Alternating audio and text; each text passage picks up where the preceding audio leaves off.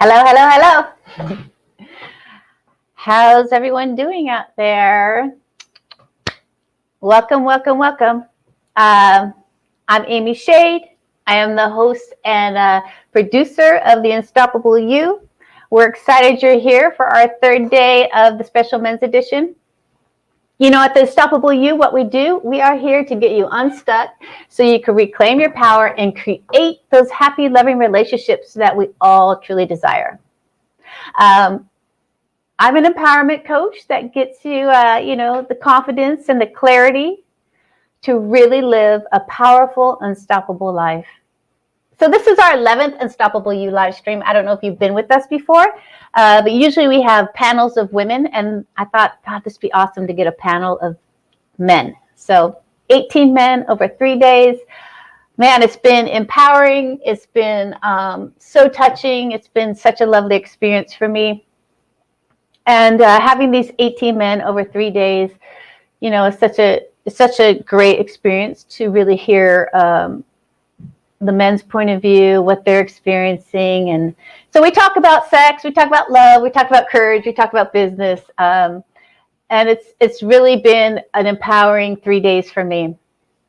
So today's the last day. And, you know, the thing about these men, and that my other experts also, but these men also, they are really doing beautiful work, you know, and they're living their heartfelt missions. And that's a beautiful thing for everyone to see out into the world, you know, to show that the women and the men of this world who are the thought leaders are really here to support you and to really help and guide us, even me. I learned so much in all these lives to make this world a better place, a peaceful place, a loving place. So yeah, yesterday's live was awesome. So a couple of the highlights, we had John Sovic. He really spoke into how we can even walk outside the door and see the beauty in life, and to touch the beauty right at our fingertips. It could be going for a walk and like picking a flower, or really connecting with the world around us, and to bring peace and to bring a grounding in our life, really. And also John Essler was awesome. Man, what a leader of men. He speaks on masculinity. He spoke on masculinity and how it's time to let go of men's these expectations that we put on men, who they're supposed to be, how they're supposed to be, what they're supposed to do, and to really release them from those societal expectations so they can actually live an authentic masculine life, or an authentic life, right? And Isaac Berry, man, shaman, he was awesome. He guided us through a beautiful ritual, a meditation that really combined. Well, what he did was he combined the feminine and the masculine together, and really helped us create those two energies together and create love in ourselves and our body, then put it all out to the world. Because our thoughts matter. How we feel about ourselves matters. How we project our energy out into the world matters. So that was such a beautiful experience, and I want to encourage you. Oh, you will be getting the replay. So if you missed it, your replays will be in your inbox starting tomorrow for 3 days. So yeah, it was such a beautiful day yesterday. I'm super excited about today, and I know that it's going to really just bring more joy and love into the world. So I'm super excited about that. So I want to speak about something that happened yesterday. You know, my friend called me out of the blue, and I haven't spoken to him in like, I don't know, a year and a half or something like that. And we have not, it's been a while, right? And I know him from, we worked together teaching dance for a summer program at Cal Arts here in California. And we often connect and speak and talk about, the dance world, our creativity, all the lessons learned through the experience of coaching and teaching others for so many years. When I hung up that phone with him, I really thought, when I hung up the phone, I was like, okay. So on our first date with Andy Grant, we talked about, dialing down those people who do not add value to your life and dialing up those people who do add value and love and, for me, creative expression. So when I hung up with him, I realized, this has been such a beautiful journey, such a healing journey, as an artist, a creator, a teacher. We did I am statements yesterday. Like, yeah, I am a strong and resilient, loving and curious woman. And that's really only because I released myself and others from the judgments that were kept being put on me. And these judgments came from people from deep influence in my life who said I would never be successful. I would never be happy unless I did what I was told. And I did what everyone else is doing. And I had to start, worrying about retiring at 30. And I had to check all these things on my to-do list and out this box to ensure that I had a happy, secure life. But often what I gleaned from those opinions was that I had to build my safety around others' ability to give me a job, to make me happy, to respect me, right? And when I reflect, it was just interesting how this came up, because when you're with creative people, you're like, oh God, I'm so glad that I'm like living as I am. It's a reflection. And then I also took the time to acknowledge, because I think sometimes we forget to acknowledge the bravery it took to turn off the volume of those opinions and to tune into what I truly wanted and what was true for me. And today I encourage you to tap into your bravery, your resilience, your inner knowing. As you hear these poignant speakers and experts, creators, innovators who followed their gut and heart and created a point of view, they created a way of living, rituals. They created a belief in something bigger than themselves. And to know that what those naysayers are saying to you or telling you about you and what you're capable of, they're not true. Only you know who you really are. No one else. And if I want to say this, if I listened to those naysayers, the unstoppable you would not be here today. Because, they couldn't see my big vision. They couldn't see my heart and my point of view. So I hope this inspires you to not only listen, but to also take notes and listen and create a declaration for today.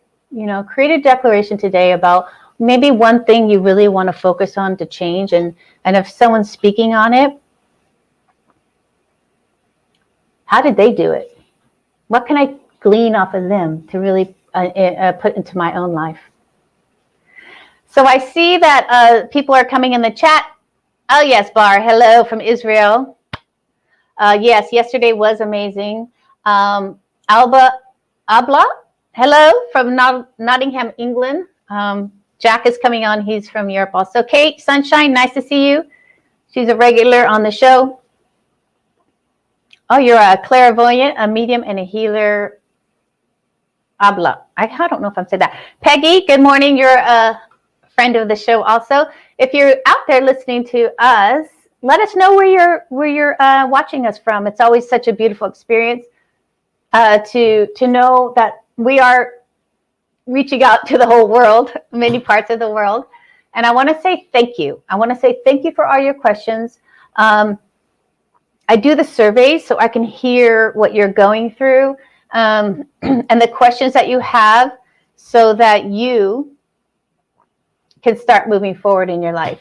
Because, we're here to live a loving, unstoppable life. Yes, Bar, I got your email this morning. You get the gifts. You get the gifts in the replay starting tomorrow. You'll have all the links there for you. It's so accessible and easy. I know you're super excited. So you'll have those in your inbox tomorrow. So blow up the chat box, support each other, and keep the energy high, okay? If you are watching from YouTube, so subscribe to my channel. Subscribe to my channel, and that way we can stay connected. So again, I asked you earlier, think of a declaration. So maybe I'm going to ask you, who here is seeking to live an empowered life where you feel good in your skin, you feel connected to the people you love, and you want to deepen your connection with self? Type in me in the chat box. Who here will make that declaration that you are really seeking a connected, empowered life? Or if that's not your declaration, what are you truly seeking? Make your declaration for this time that we're spending together. Because we are here to foster that connection and for you to feel empowered and connected to all of us on the panel today, and in the community that we live. This has been the inspiration behind the Unstoppable You, is to have these experts in front of you, accessible to you, showing up for you, so that I just want to say that we've been waiting for you, and we're excited to have you. And with that, I'm going to introduce you to your experts. So first, I want to acknowledge that, habla me, Bar, 100%, me, Peggy, empowered life, yes. Beautiful declarations for us on this panel, because we know that we are ready to give you, to talk to you, and for you to get to know us. And I'm putting the experts into the stream. Welcome, welcome. I know we're still waiting for TJ, and I have, so Jack Revel's here with us today. And sorry, I'm going to unmute you for a minute, Jack. Will you do a quick introduction and tell us who you are? Yes. Okay. Absolutely. We're good now. Yes. Thank you, Amy. Thank you for hosting this. Hello, everyone watching from wherever you may be. It's nice to see some Brits in the chat as well, which is lovely. My name is Jack Revel, and I'm based in London. And I suppose on the surface, I am somebody who is multiple of talents, but what I do at the moment is I help people show up more confidently on camera so that they can be the best versions of themselves for not just their business, but also for their life. And I do this by harnessing the 14 years that I've spent in front of the camera as a male model, as an actor, as a presenter, but also my love for marketing, connecting, and helping people achieve what it is they want in life.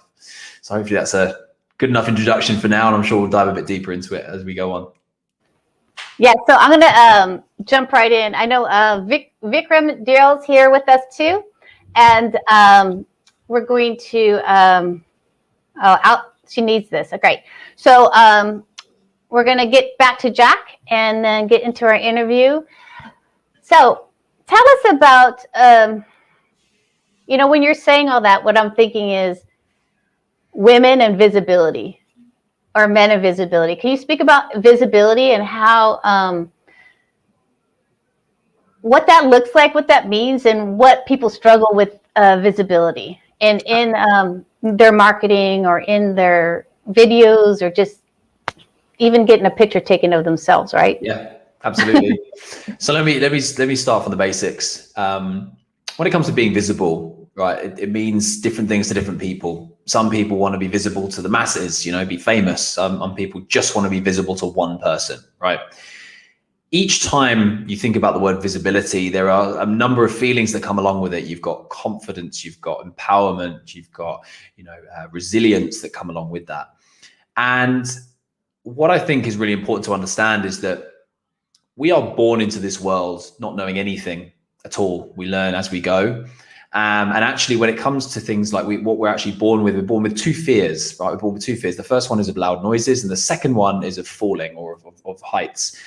Everything else we learn, right? So when people normally come to me and say, "Hey, Jack, I want to be, more confident on camera. I want to be more visible. I want to be, the face of my brand," I say, "What's stopping you?" And they say, "I'm just too scared. I don't know what people think of me, or I don't know how to get over this fear." And I said, "Okay, well, what's really good about that is that it's actually a learnt skill. You've learned to be scared. You've learned to be fearful. You've learned to have what you like to call zero confidence, which also means it's a good thing because you can unlearn that, right?"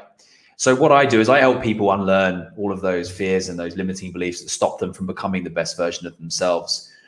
And how I do that is by tapping into who they really are. I'm going to just start this section with a quote, which is from, I'd love to say it was mine, but it's not. It's from a guy called Naval Ravikant, who's an American investor, originally I think from India, but he talks about how your uniqueness is your competitive advantage. Your uniqueness is your competitive advantage. And I think, it's a sort of similar to Oscar Wilde's, be yourself because everybody else is taken. And the way that that's hit me when I first heard that was so huge because it made me realize that actually I'm not trying to compete with anyone. Everyone else is doing their thing and I'm doing my thing. And everyone here listening, you're doing your thing.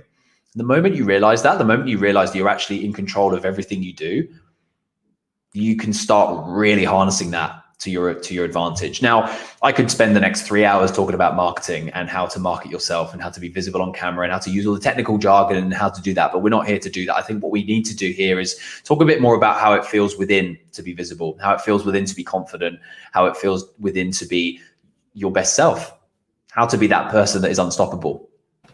And what I'd like to do is just ask everybody here and pop it in the chat if you can.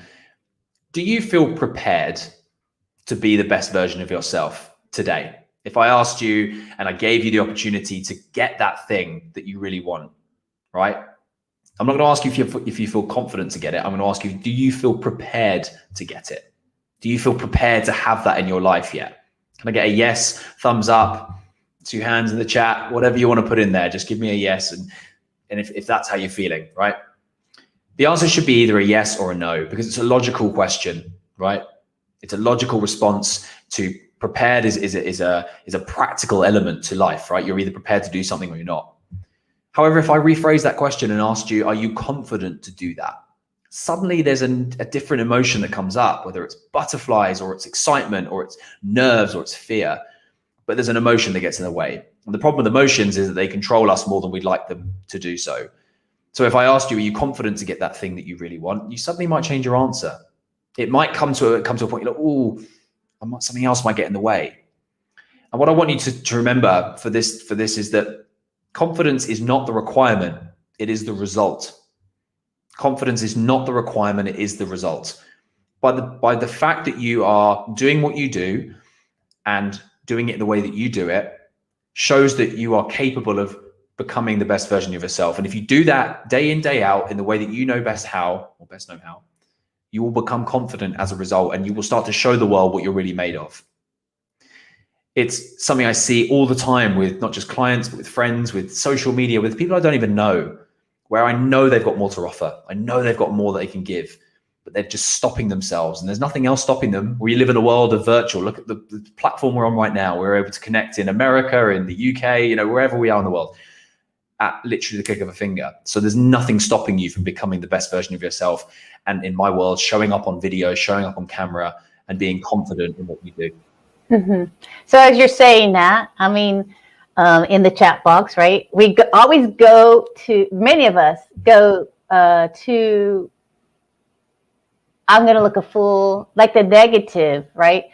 We don't go to the exploration and the fun and the joy, but we do go straight to what we can't do and why, and it's vulnerable. So can you speak into that and Absolutely. how, what would you suggest if you have a client in that position? Absolutely. Yeah, vulnerability is a beautiful but also quite scary emotion. We need to all be vulnerable to really show the world who we actually are. If we're not vulnerable, then it kind of puts up this smoke screen in front of us that doesn't allow other people to actually give us not just feedback, but also the love and the respect and the acknowledgement that we deserve. You see it all the time in celebrities, people that are already in the limelight, who put on the front, right? They put on a facade of, they look great on camera and they look great in films, they look great on TV, but then in their private life, they're actually quite recluse, or they're quite sort of shy. And it's a really interesting kind of paradox, right? So what I would say to anyone listening to this that feels a bit vulnerable, feels a bit like, oh, that can never be me, that can never do that. Just think about, flip it on its head. Think about what your desire for being potentially more visible is. Think about what that desire is. What is the reason you want to be more visible? Now think about all the people, all the things, all the stuff that you're going to be able to do with that visibility, whether it's help people with a online course, or whether it's to show up on lives to be able to help people feel more empowered, whether it's to stand up on stage and deliver a speech about something, whatever it is, you're going to be helping somebody along the way. Now, instead of thinking about what you're going to feel like, think about what it is that they're not going to get from you if you don't do that. Think about the disservice you're doing to the potential customers, friends, and family that you are not going to give them your true self by not being your true self. It's such a paradox that we see all the time. But the moment you get out of your own head, and the moment that you get out of your own, I suppose, if you stop, it's not even self-confidence, because self-confidence is actually a tool that we can use for good. I think that you have to start looking at life and going, right, what if I don't? What if I don't show up like this? What if I don't become that person? What if I don't, what's the negative connotation of that? That we talk a lot about in business, ROI, right? The return on investment. It's a big buzzword, right? But have you ever thought about the COI? It's the cost of inaction.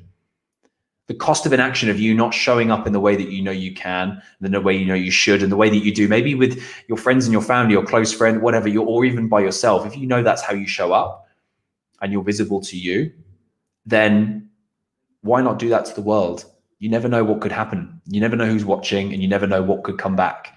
And I think that's such a powerful tool that I think so many people can absolutely leverage. We just need a mobile phone, and you can leverage the power of video in the world. Yeah, so thank you for that. And I'm, as you're speaking about this and talking about this, I think if we switch like you say, you switch your questions you switch your emphasis on outside, meaning you are taking the I out of the conversation. I'm going to be embarrassed. I'm going to feel, I might mess up, which if you watch this show, I often stumble, right? But it's more like, what's the bigger outcome? What do I get to share? And how can I serve people? And so,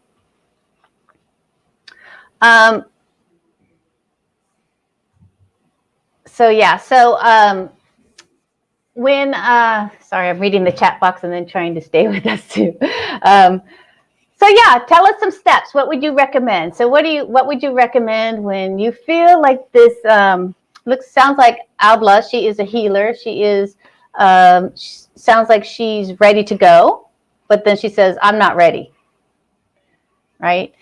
So what would you give her, like small steps to start moving into visibility in her business? It sounds like this is a business one. So absolutely. Yeah. First of all, thank you for all the comments in the chat. I'm seeing them pop up. It's great to have that engagement. So for anyone that's sort of in this sort of beginning steps of thinking, no, I know that I've got some power within me. I know that I am somebody who can deliver value to my customers. You've got to start with what it is that they're looking for, right? You've got to start with what it is that they're looking to get from you, and start putting that into context, and start saying, I am Abla, for example, I'm a healer, right? So by me showing you what I can do, it's going to give you the opportunity to be able to work with me and to heal whatever is going on in your life. If you don't put yourself out there, no one's going to know who you are. We live in a world of digital marketing and advertising and marketing, and it's so fast paced. You know, people's attention spans are 3 seconds, 4 seconds max these days. But you've got to be a part of that to be able to get people to see you, to understand who you are. And there's multiple ways you can do that. You can go down the paid route, paid for advertising on Facebook if you like, and it's a bit boring, but that's how you can do it. Or you can go out there and you can start talking to your audience, whether it be on live stream, Facebook, Instagram, LinkedIn, name your social platform, just start talking to people. You'll be surprised how a simple conversation can lead to a lot more. Amy reached out to me about 2 weeks ago with a simple message, and we are now on a live together. That's how things grow and evolve from just a simple reach out. That's what's so powerful about the power of connecting with each other. And I think that just to give you some stats on this, first of all, there is studies to say that when you show up on video as you, as what they call a talking head, which is what we're doing now, where there's no other things going on, there's no sort of music in the background or cutting or anything, that's just talking head, you get 300% more traffic and more engagement to your posts, to your website or whatever it is you're streaming on. People also, when they see a face over a cartoon or an animation, have 130% more relatability and therefore more emotional attachment to that face. So if you're showing up and you're actually telling people, hey, this is me, I'm Jack and I do this, or I'm Albert and I do this, or I'm Kate and I do this, and you're telling people that's what you do and you're vulnerably showing up and you're just being you, people will either love that or they'll hate it. Now, this is a big important point. I've noticed, Kate, you put something in the chat about how you put your heart on your sleeve and it got rejected. Now, I want to say I'm sorry about that, but it's also a good thing, right? It's a good thing for 2 reasons. One, it tells you that is not the right person for you. We need to know about what we don't want in life just as much as we do want in life. And I'm sure Amy will join me when she says that sometimes the best question is, what don't you want? Yes. You know? Yes, and I know I empathize with you, Kate, and yet it's true. It's, when you show up as yourself and you're being true and honest, and someone doesn't want to receive it, that's a beautiful thing for you, because you're not wasting time, you're not wasting energy, and you can cut the cord quicker. And they did you a favor and a service. Because we don't want to cut ourselves off ever in that. But we do want to. I mean, I worry about this too. Did I say too much? Did I reveal too much? Was it the right? Should I have been that vulnerable and said that? So can you speak on that? Like, how much is too much, do you think? And then, in my own personal life, when I put on the Instagram and people are dancing in the dressing room, I'm like, delete. It's time to let that go. That's just my own personal. And that's exactly it, Amy. It's everyone's personal preference. At the end of the day, we talk about this expression of finding your tribe, right? And it's all about understanding who your people are. There are 7 billion people in the world, right? There is definitely enough to go around. And, it's all about just being yourself. The moment you are yourself, the moment people start to really see that, there's an authenticity that you cannot really create unless it's just being you. I've got a great friend who's actually from Newcastle here in the UK, and his name is Chris Williamson. He runs a podcast called The Modern Wisdom. And he's recently just done his first TED Talk. And his first TED Talk is about embracing your weirdness. Right? He says that weirdness is something that we shy away from. We try to become the norm. We try to do what everyone else is doing.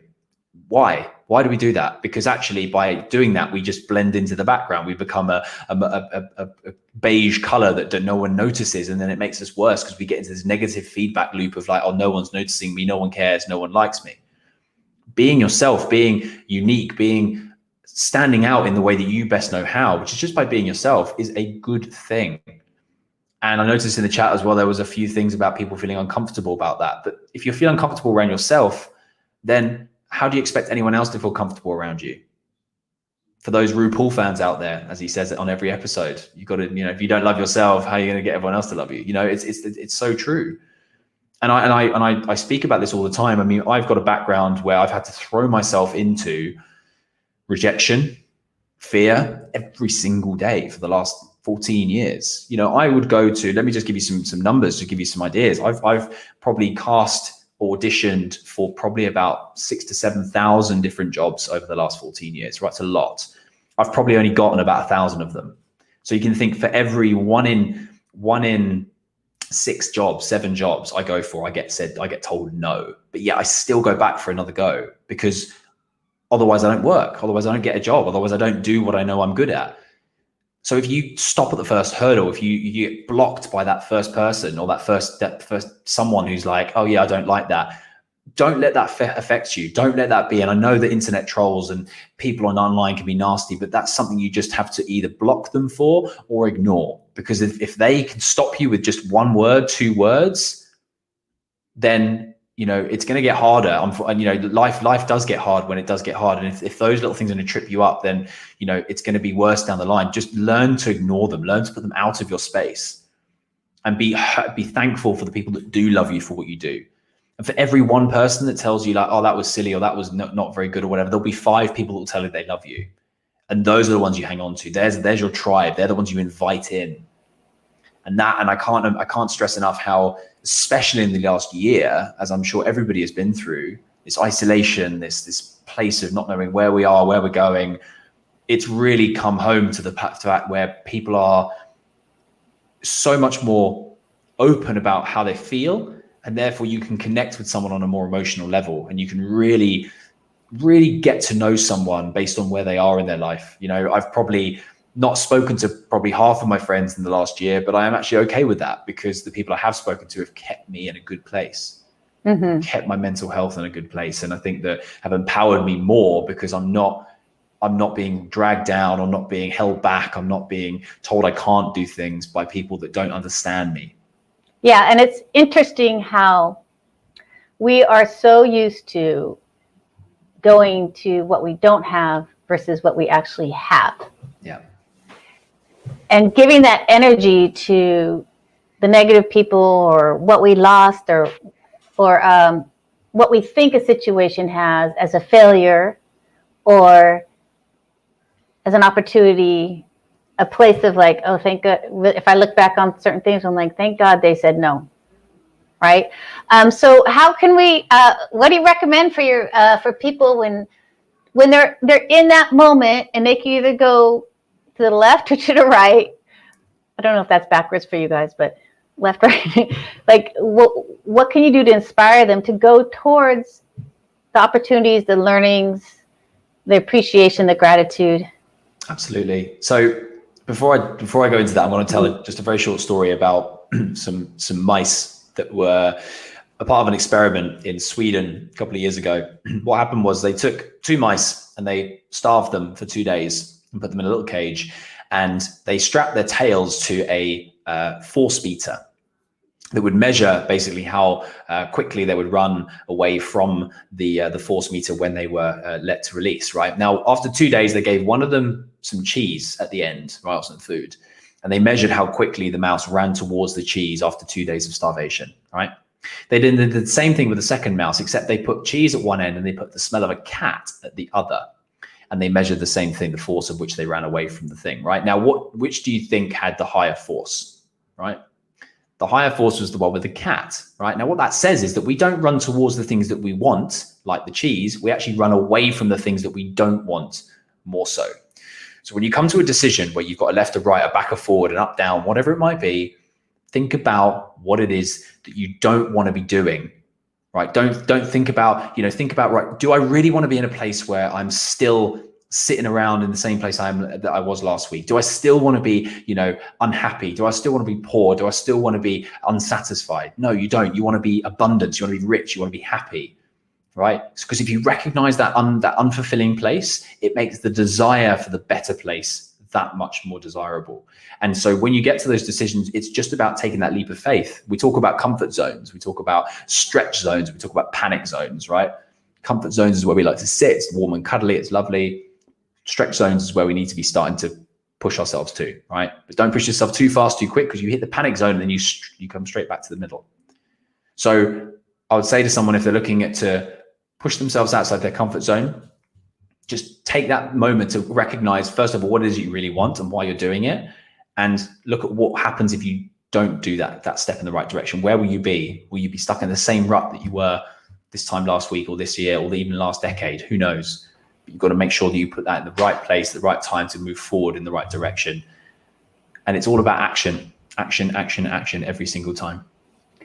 And I'm telling you, when you're saying that, it's like, I think for everyone out there, the most important thing is after you've taken action, maybe you didn't get the desired results, or maybe you did. It's not about the results or not. It's really about the questions you ask yourself after something happened.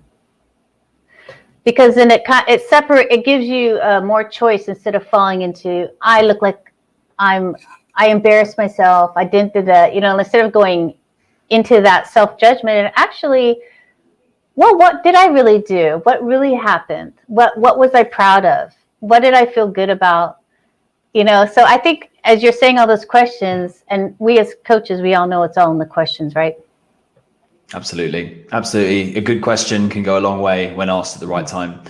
And I think it comes down to asking yourself those questions a lot of the time. I do every night I get a reminder on my phone, and I'm going to just bring them up now so that I can repeat them to you guys. But it's I have an app called Day One. It's just a journaling app. And what it does is it asks me a few questions every single time. And these questions come up, and let me just get them up for you, because they are quite powerful in the way that every single day the answer is different, even though it's just been 24 hours. And let me find these for you. Here we go. So what I get a reminder as it says, do first things first. What's most important right now? What is the thing that is going on for you that you need to do first before you can move on forwards? Where am I feeling the most resistance? Where am I feeling the most resistance? What am I pushing uphill? What is flowing downhill? Where am I making things more complex than they need to be? What's going on in my life right now that doesn't need to be as complicated as it is? There are so many ways to simplify life. What can I do to make it simpler? What would I do if I couldn't fail? Love that question. What could I do if I couldn't fail? Because what would life be like if you didn't have that fear of failure, that fear of rejection, that fear of thing that didn't go wrong? Try and find joy in every single day. You mentioned before about someone you had on yesterday about picking flowers on a walk or whatever it is. Just find joy in every day. Again, the Brits amongst us might remember, or even he's a famous name, Johnny Wilkinson, who won us the Rugby World Cup back in 2003 with a kick over Australia. He did a podcast, which again is a beautiful, beautiful podcast about how when you hit the highest of highs in life, and you become the best of the best, and you can never hit that part again. It's like a drug addict. You trying to chase that high all the time. You get depressed trying to find that high. And what he said was the moment he realized that actually finding joy in every single day was all he needed to do each day to make every single day perfect, made his life that much easier. He just found joy in everything in every single day. And the last thing that I ask myself on a day-to-day basis is, how could I have made today even better? Mm-hmm. And this is a simple list that I create, and it literally comes through to me on a reminder at 9 p.m. every single night before I go to bed.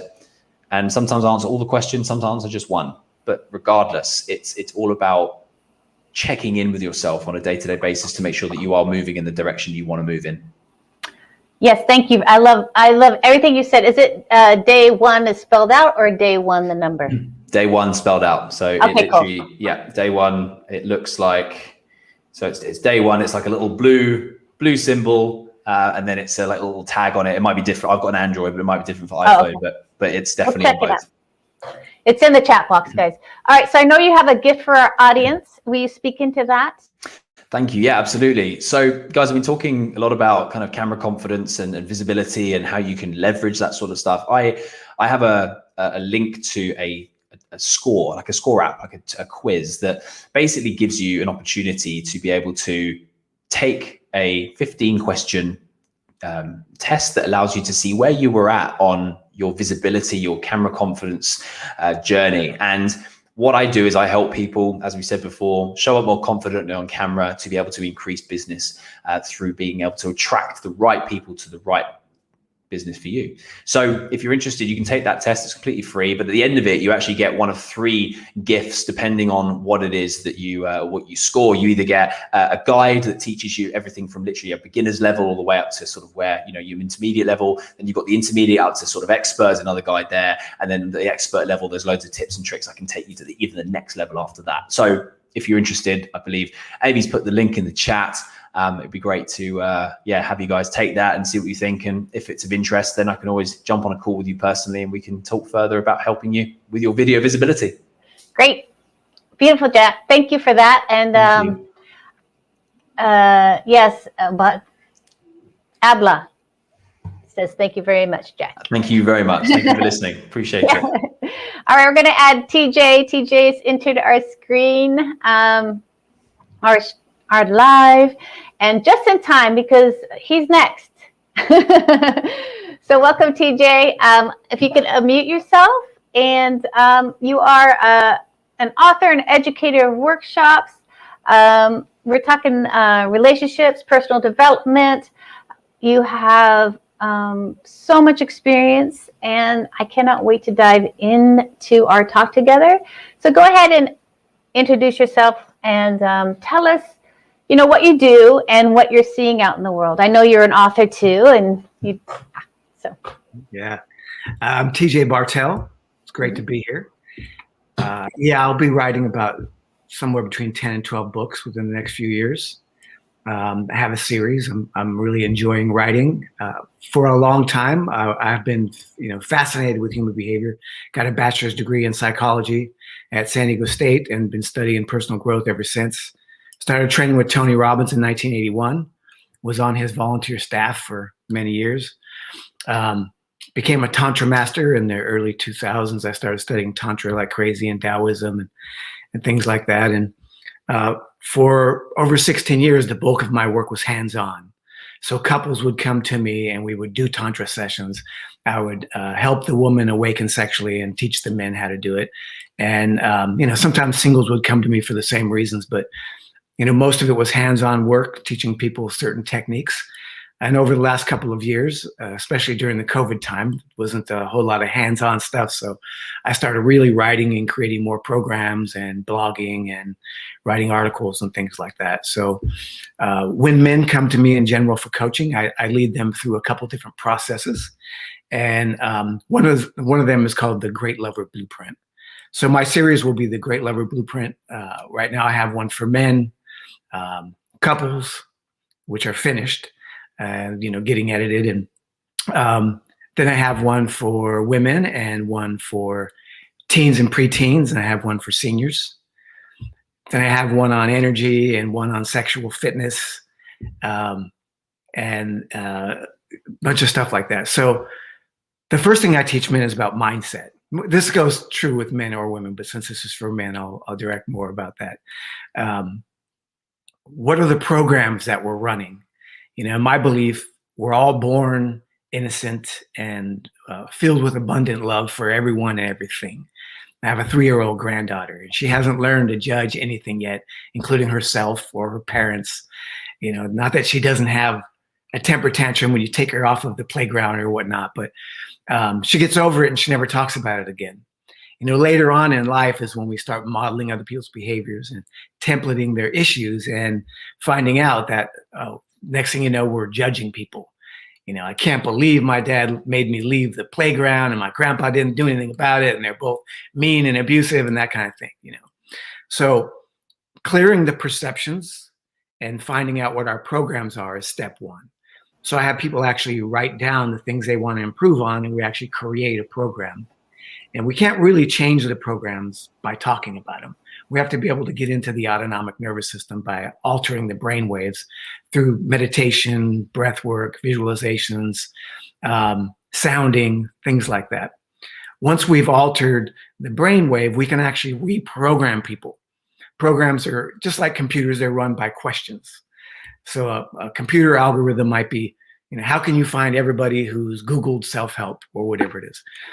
Our internal programs have less questions, but they're just as strong.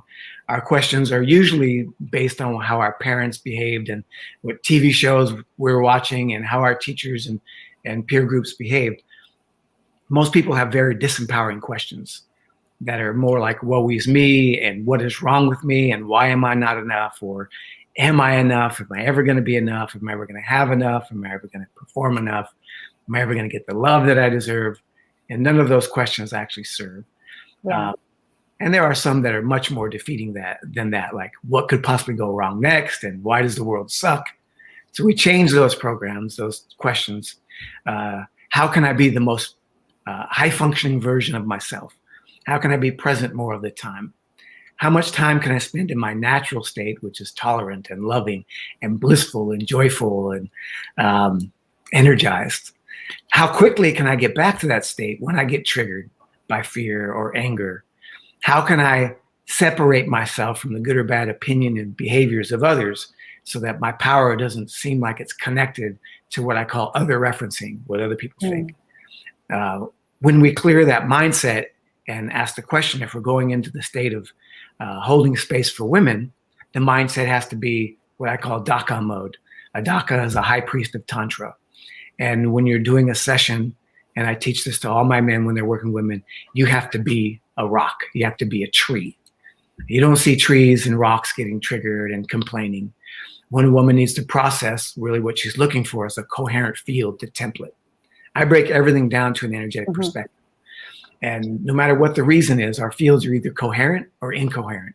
When they're incoherent, we're not sending out the signals that we desire from the place we desire. We're not receiving from that place. Our signals are very much like radios, like radio signals.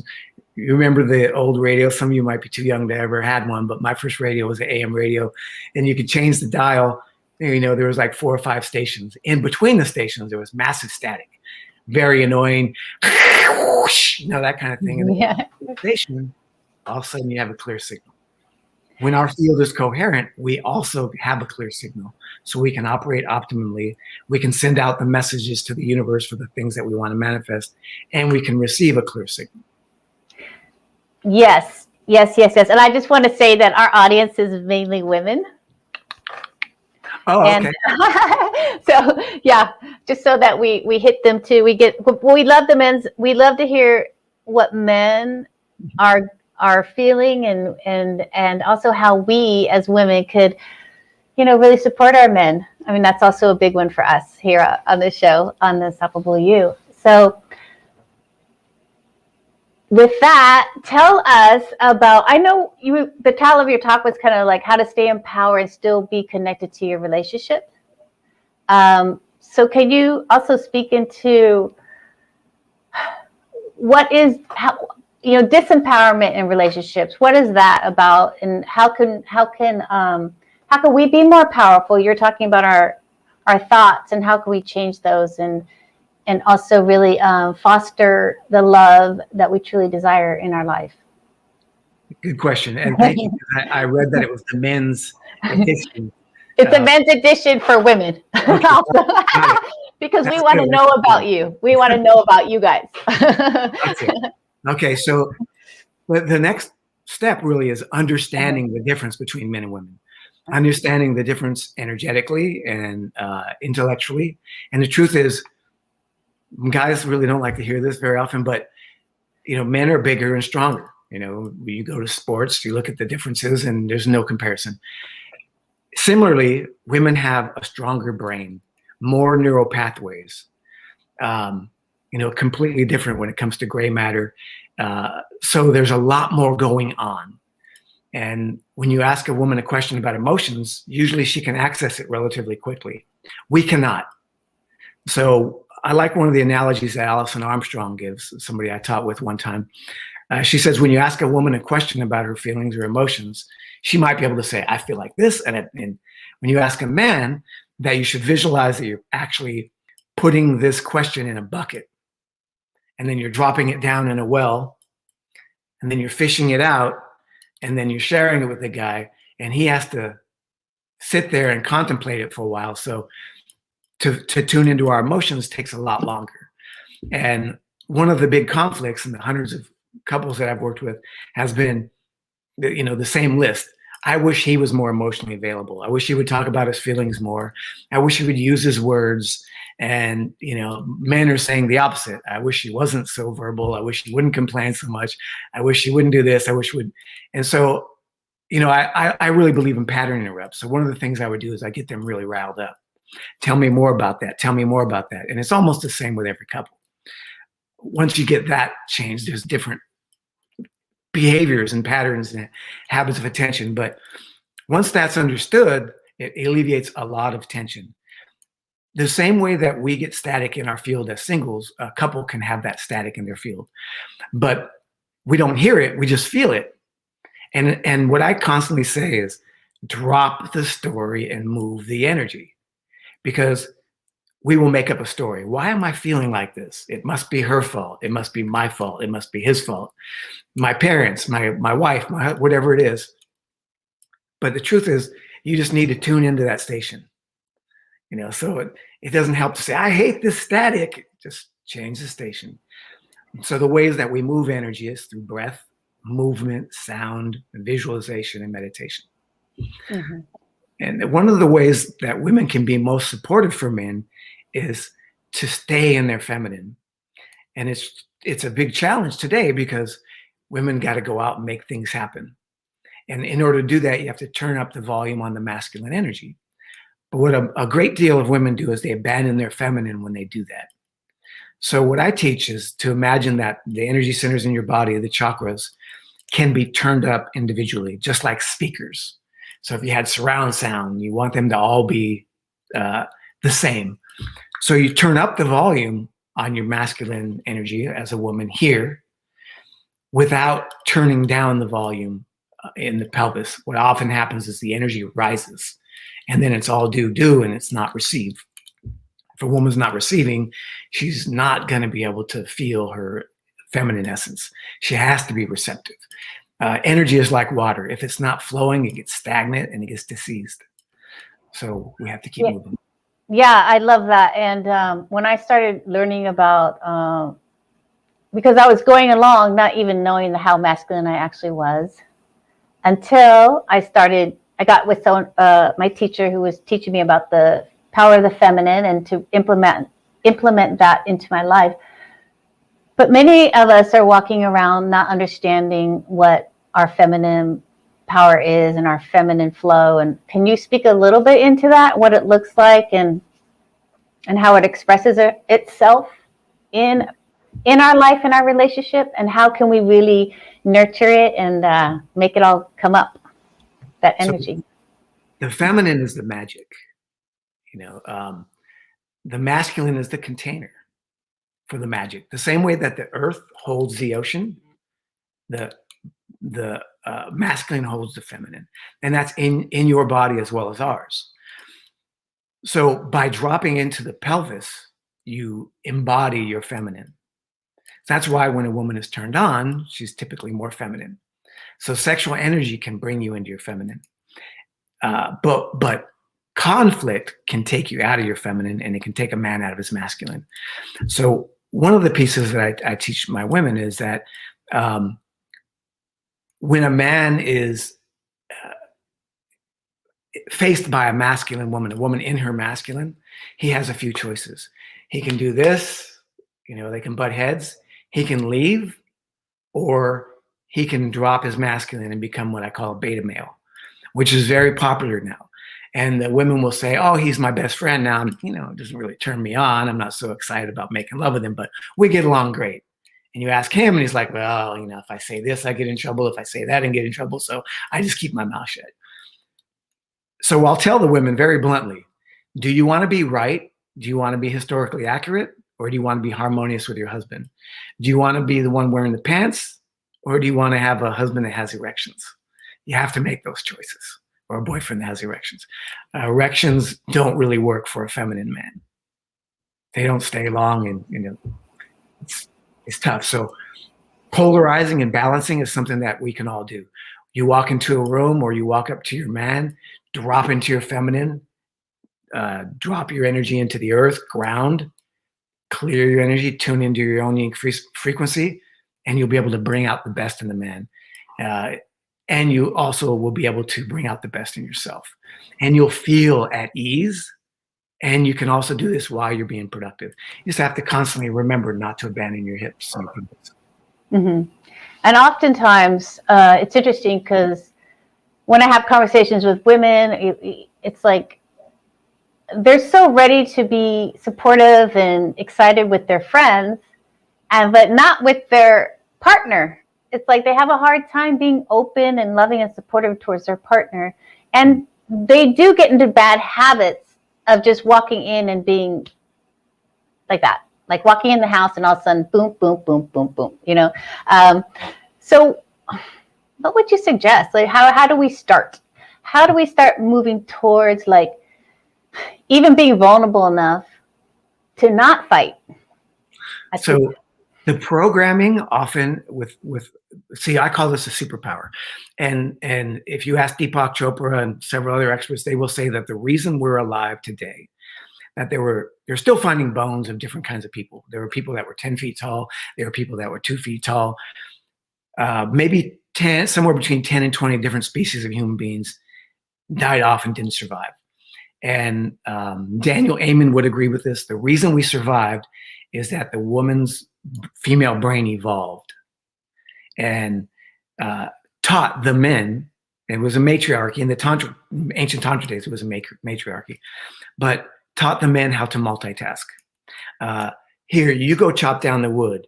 You run through those bushes, and when those birds jump up, you throw a spear at them. You know, we were chasing around the animals with our clubs.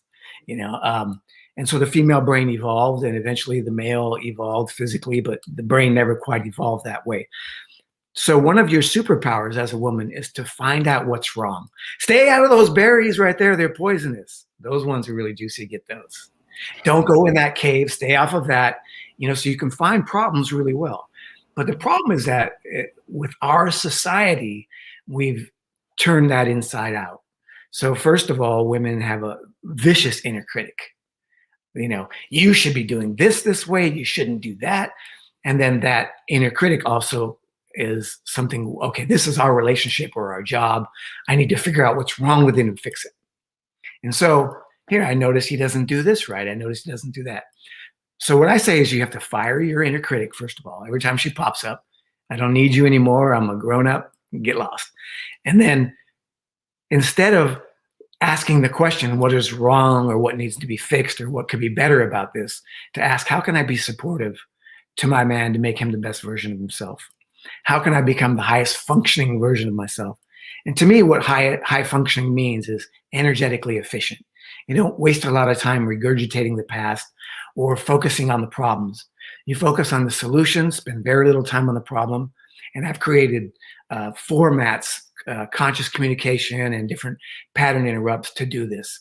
A lot of experts say that when somebody has a confrontation, a disagreement, they spend 95 to 99% of their energy expressing their side, trying to convince the other person that they're right, beating each other over the head with their reality, describing all the details of you did this and then I did that, where we want to flip that script and spend, only, 1 to 4 or 5% of the time describing the problem. So we describe our experience, how that experience made us feel, what the unmet need has been presented by this experience, and then a request. And each person does that, and then they celebrate the victory. So I teach them how to do that. So really, it's all about breaking the old patterns, which are just unconscious, energetic habits of attention. Yes, and I love the celebration part. It's huge, especially it's for huge. men. It's huge because we're so in the doing and getting it done, and then it's done. You're like, well, I felt that's great. That's fine. I'm fine. But it's like together celebrate a win. I mean, can you speak a little bit more into that? How important celebration, and I think celebrating our wins does not happen as much as it should. It's huge. I'm a big believer in neurosociative conditioning.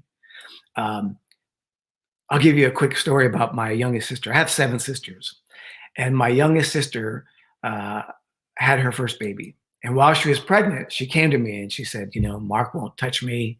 He's grossed out by me. He thinks he's going to hurt the baby. We don't have, and then the baby was born and it just kept getting worse. And so she came to me and I said, look, I'll give you a 90-minute coaching session, both of you, but you have to promise to do the things I asked you to do. So I talked to them. I figured out what was going on. He's got a job working for Oracle, working for a bunch of people that he feels like should be working for him. She's got a new baby. She's totally nervous that she's going to drop the baby, not do something right.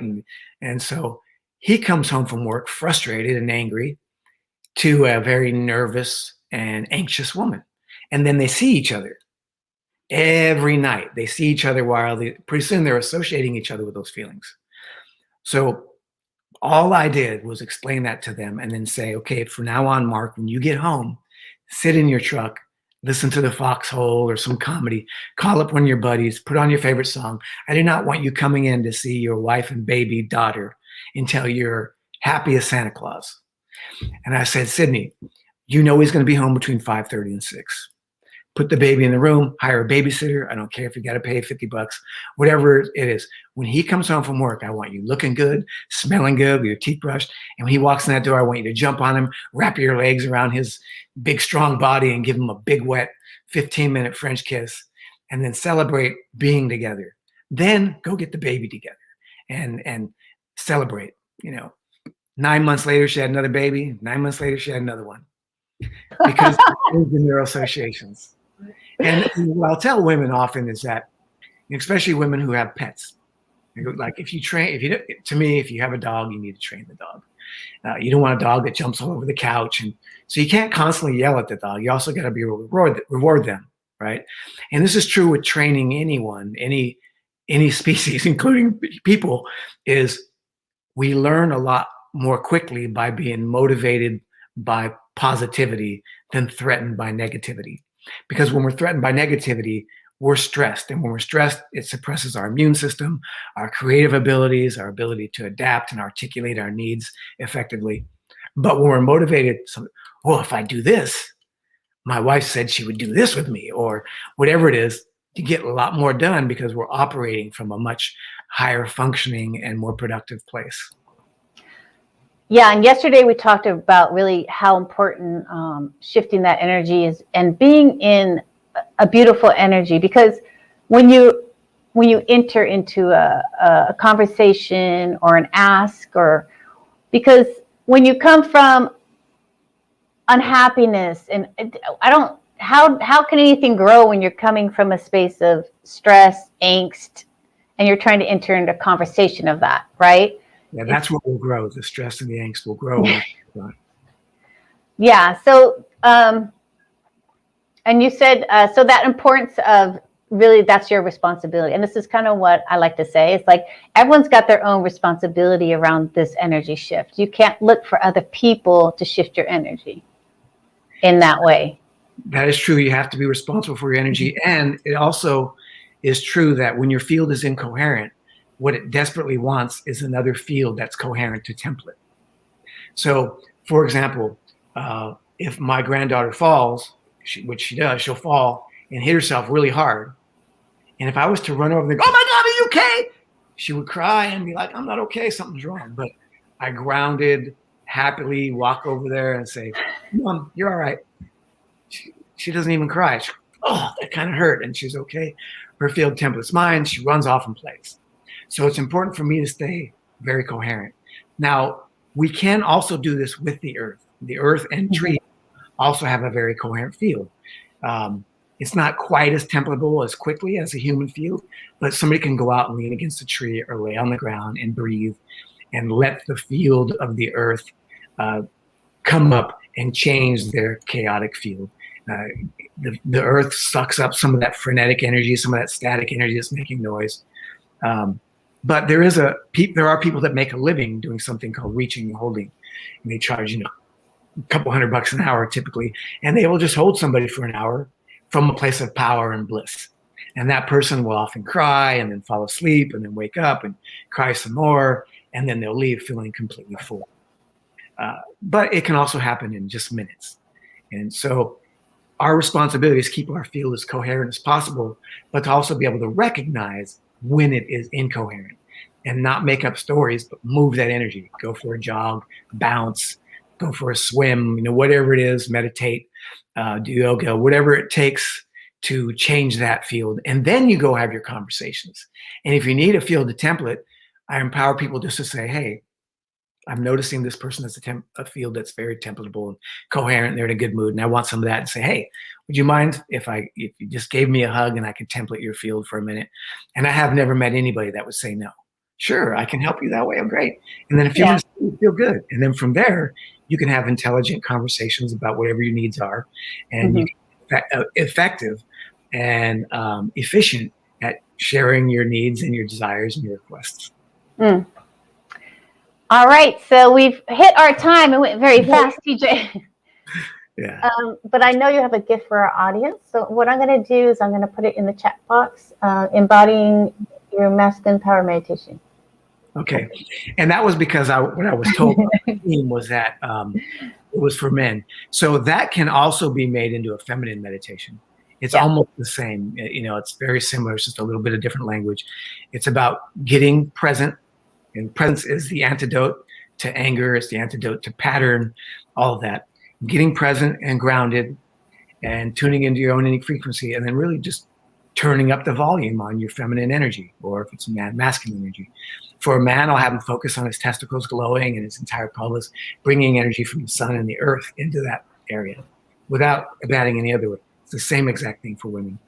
And when a man is in his masculine, he will feel calm and productive and energetically efficient. And when a woman's in her feminine, she'll also feel calm, energetically efficient, but hyper creative. So that gift will work for both. But if you want, I can also make another one for women. Yeah, if you want to. I send the replays out tomorrow, so I could definitely change the links out, whatever you want to do, I'm with you. So with that, I know Vikram, if you are here with us, and you can turn on there you are. So Vikram, before we go into the round table, go ahead and quickly introduce yourself to us so that we can get your vibe, and then I'll popcorn questions in for you, all of you. Awesome. Yeah, I had to use the restroom real quick. So my name is Vikram Deol. I'm here in Southern California. And my vibe, what's my vibe this morning? My vibe's on fire this morning, ladies and gentlemen. I loved listening to Jack and TJ. That was awesome stuff. What do? I help people with their business. I'm a business coach and consultant. I say I've had more failures than successes, which makes me the perfect person to help you not fail the same way that I've done. I love the confidence that Jack has, and I love the energy that TJ brings into the space. I studied with Tony Robbins too for about a year and a half, for 2017 to 2018. And yeah, that's just a little bit about me. I'm sure we'll get into a little bit more, but let's talk about whatever you want to talk about. Great. Thank you for that, Vikram. I'm excited about this. As I said, this has been an awesome 2 previous days, and today is really, Kate says thumbs up. And today is not disappointing me at all, so I'm super excited. Now, what's coming up and what I keep hearing from my audience as I put in their questions in the chat box or in the survey that I give out to everyone is, let's talk about these stories. Because I know, we as coaches and thought leaders, we're always talking about these stories that we say to ourselves that are, I say, like keeping you stuck, keeping you out of your greatness, holding you and others kind of hostage in your life. That's how I experience stories and that we tell ourselves.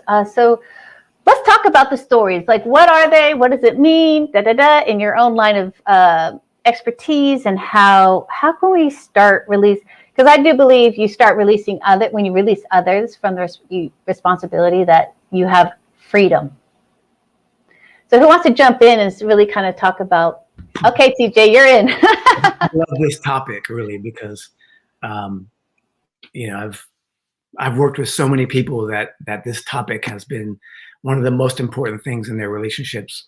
And, the first thing I want to point out is that our stories are usually not true. They've done these experiments all over the world where they've taken people, they've asked for volunteers and tell them to put their thinking cap on. So already they're going to be more accurate than a person walking around in everyday life. Then they say, we're going to do a magic. We're going to have a magician do a magic trick, and you're going to tell us how he did it. So 30 people, they watch the magician. Let's say I'm the magician, and I say, okay. And then suddenly some noise happens, and I turn around, and there's a crime, staged crime, but it looks very real. Fake cops, fake crime, fake police station, everything. 100% of the people, no matter what city they did this in or what age group, 100% of them knew for a fact they were right. Then they would show them the video. At least 80% of the time, everybody's wrong. They'd say, would you put that guy in jail for the rest of his life? Are you that sure? Absolutely. That was, and then they show the video, and it wasn't even the same guy. He didn't have the same clothes on. He wasn't the same nationality. And people will cry often, say, oh my God, I can't believe. I say that to impress upon people that forcing your reality on each other is a waste of time and a waste of energy. And our stories are often weeds in our garden. I look at relationships.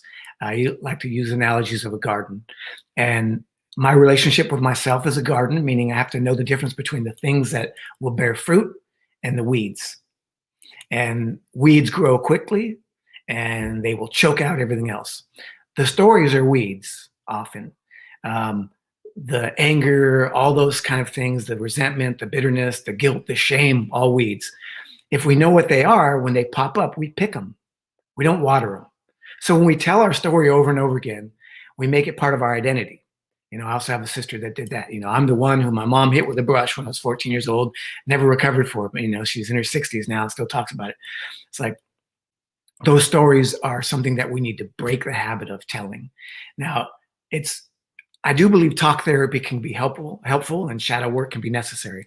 But more often than not, I constantly say, pick the weeds, drop the stories, move the energy. And, sometimes this story will run a loop in our brain over and over and over again. It will keep us from learning.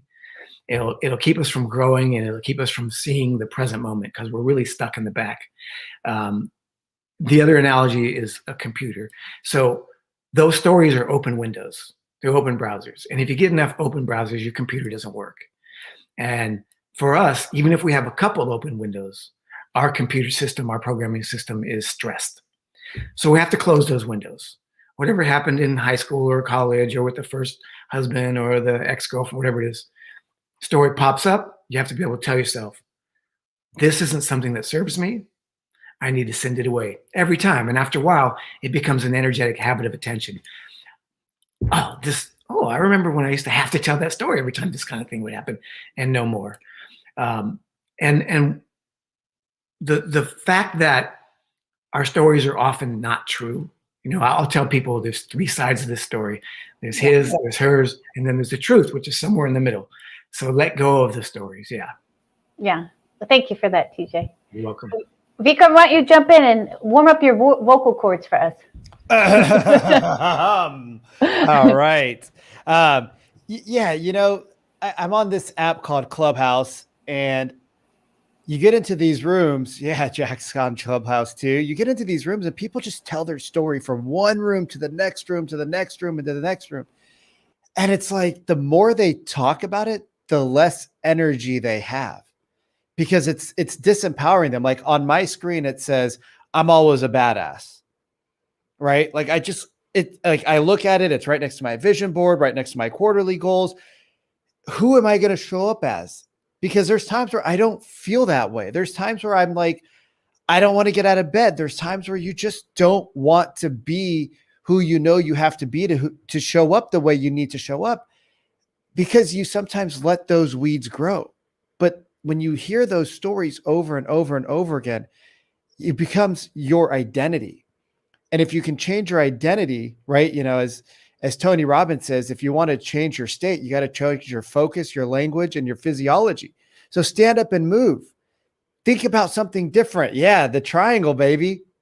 And there's lots of different people that say the same thing. But if your energy is low, stand up. Right? So like when I'm with my people and I'm working with them, if their energy drops, I'm like, stand up. They're like, what? I'm like, stand up. I'm like, okay. And then I'm like, sit down. They're like, what? Why are you doing this? I'm like, stand up, sit down, stand up. It's like, what are you doing? I'm like, I'm giving you your first 5 squats of the year. Like we're getting some exercise in, but we're moving the blood. We're moving the energy. We're changing your focus. We're shifting your physiology. And if I were to tell everybody in the room, it's a fun game. Look for everything red in the room. Like look around, look at all the red stuff. Red, red, red, red, red, red, red, red, red, red, red. Keep looking for red. Don't stop looking. Look at the screen. There's red on the screen. Look at all the red everywhere. Now, how much green do you see? Right? You see more red than you see green because your focus is on that. And so if you can learn to drop your story, if you can learn to change your story, who cares about what happened in the past? Like that made you who you are today. That got you to where you're at now. But guess what? You know what's so cool about our memory, as TJ said, is that it's always wrong, right? It's always wrong. Like star witnesses, I'm sorry, there's nothing star about you except for that you're sitting there. Like that's your only thing that makes you a star because your memory is always wrong. So when people get into fights and they're like, I know exactly what you said. I'm like, prove it. It doesn't even exist anymore. Like the minute I say it, like everything is in the past. Like stop living in the past, start living in the future. Start looking at the way you want your life to be, not the way your life was. And just drop your story and see what happens. And then guess what? Everybody's got access to pens. Everybody's got access to paper. Just rewrite your story the way you want it to be. And that's why we have to visualize, right? The greatest people say, every morning I write my goals. Every night I write my goals as if they were done. Thank you for that. I got to stand up and sit down. Jack, what do you have for us in stories? First of all, I was at UPW virtual one back in September last year, and it was pretty awesome. And yeah, I think I've done more exercise in that 4-day seminar than I've done in like the whole year beforehand. And I've run 2 Ironmans, so that's saying something. Yeah, look, I think we all get given a story by default most of the time. It's not our fault. It's not our decision. It's just the way that the world, goes. As TJ said, it's the way that our parents watch TV and what we're fed and where we live and all that sort of stuff. It's just the story we're given. But you can change that. You can live a life by design rather than default a lot of the time. And it just comes down to knowing what you want. It's as simple as that. It's as simple as literally asking yourself that question: what do I really want? Where do I really want to go? How do I want to get there? And there's so many answers to those questions. But if you get clear on that and super drill down on it, it just makes life so much easier. And you can do that in every walk of life. It's like, so I'm training at the moment for my 3rd Ironman, right? And what do I need to do? I need to swim, I need to run, I need to bike. How much of that I need to do, it doesn't matter. I just need to do it. It's the simplicity of doing it, right? My business at the moment, I'm launching my 2nd program, right? So it's like, right, what do I need to do in my 2nd program? I need to just get it out there, right? So like, okay, don't worry about the little nitty grits and the links here and that, and what that will come later. Just get it out there, get people interested in what you're doing. I've just bought one of my first properties. Like, great, I've got all these things going on in my head about what I need to do with it, but no, I've just got to enjoy the fact that I've got somewhere that I can call home. And what it comes down to is just being really helpful, really, really thankful for what you've got right now. And as Vikram said, don't worry about what happens. Don't worry about what's going to happen. Worry about what's happening right now. It's ironic, actually, today I did a bit of content that was something I've been putting off for a while, but I filled in my my life calendar. I don't know if you guys know about this. I'm going to bring it up because it's right here. This is your life calendar. It's one of these amazing little pieces of wood that's basically got 90. Basically, it goes, so this is the amount of years that are in a sort of average life. And then these are the amount of weeks in a year. So it's 52 by 90, right? And all of those are little dots. I'll bring it a bit closer, you can see. And what I did was film myself, and you can see this on my Instagram in about an hour when I post it, where I filmed myself filling it in fast speed. And on here, there are little red dots that are positioned at certain points in my life that are defining moments in my life. There's one here when I lost my dad when I was 7 years old. There's another one here when I got kicked out of school for starting a tuck shop illegally.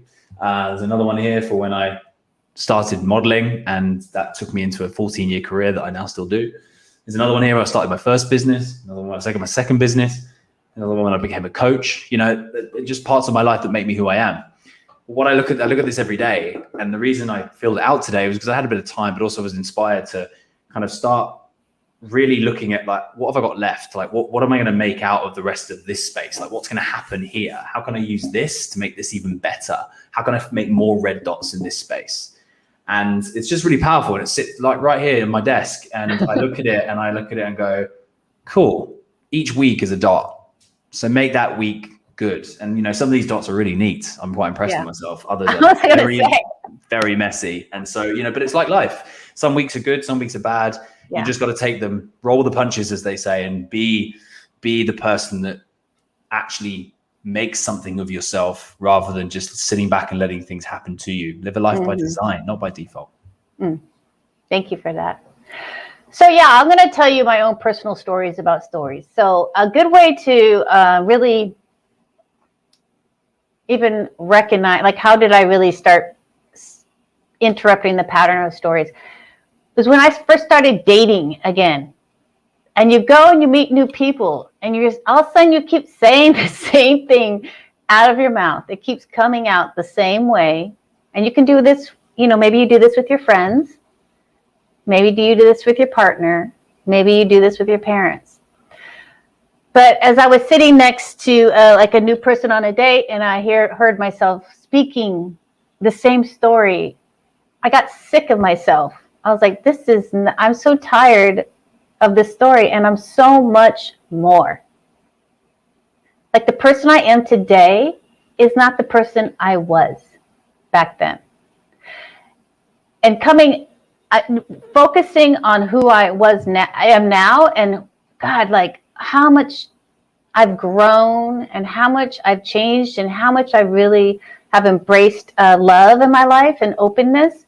Why am I closing down with these stories that no longer serve me? So when you start like observing your words, taking the day and really observe how when you're speaking to people, what are you actually saying over and over? What are you telling people over and over about you? And is it really true? Because when I would reflect on that date, I'd be like, Jesus, that's not me anymore. Why am I still talking about that? Because that just is not the new version of me. And if you think that you do not wake up every morning with a new version of you and new possibilities, I will have to say that that's incorrect. Every day you are a new version of yourself if you choose to be. And what helped me also as I reflect on those and those old stories is, okay, revisit that story and say, you know what? I had a pain here. And if you did have a pain there, that's your opportunity to heal yourself.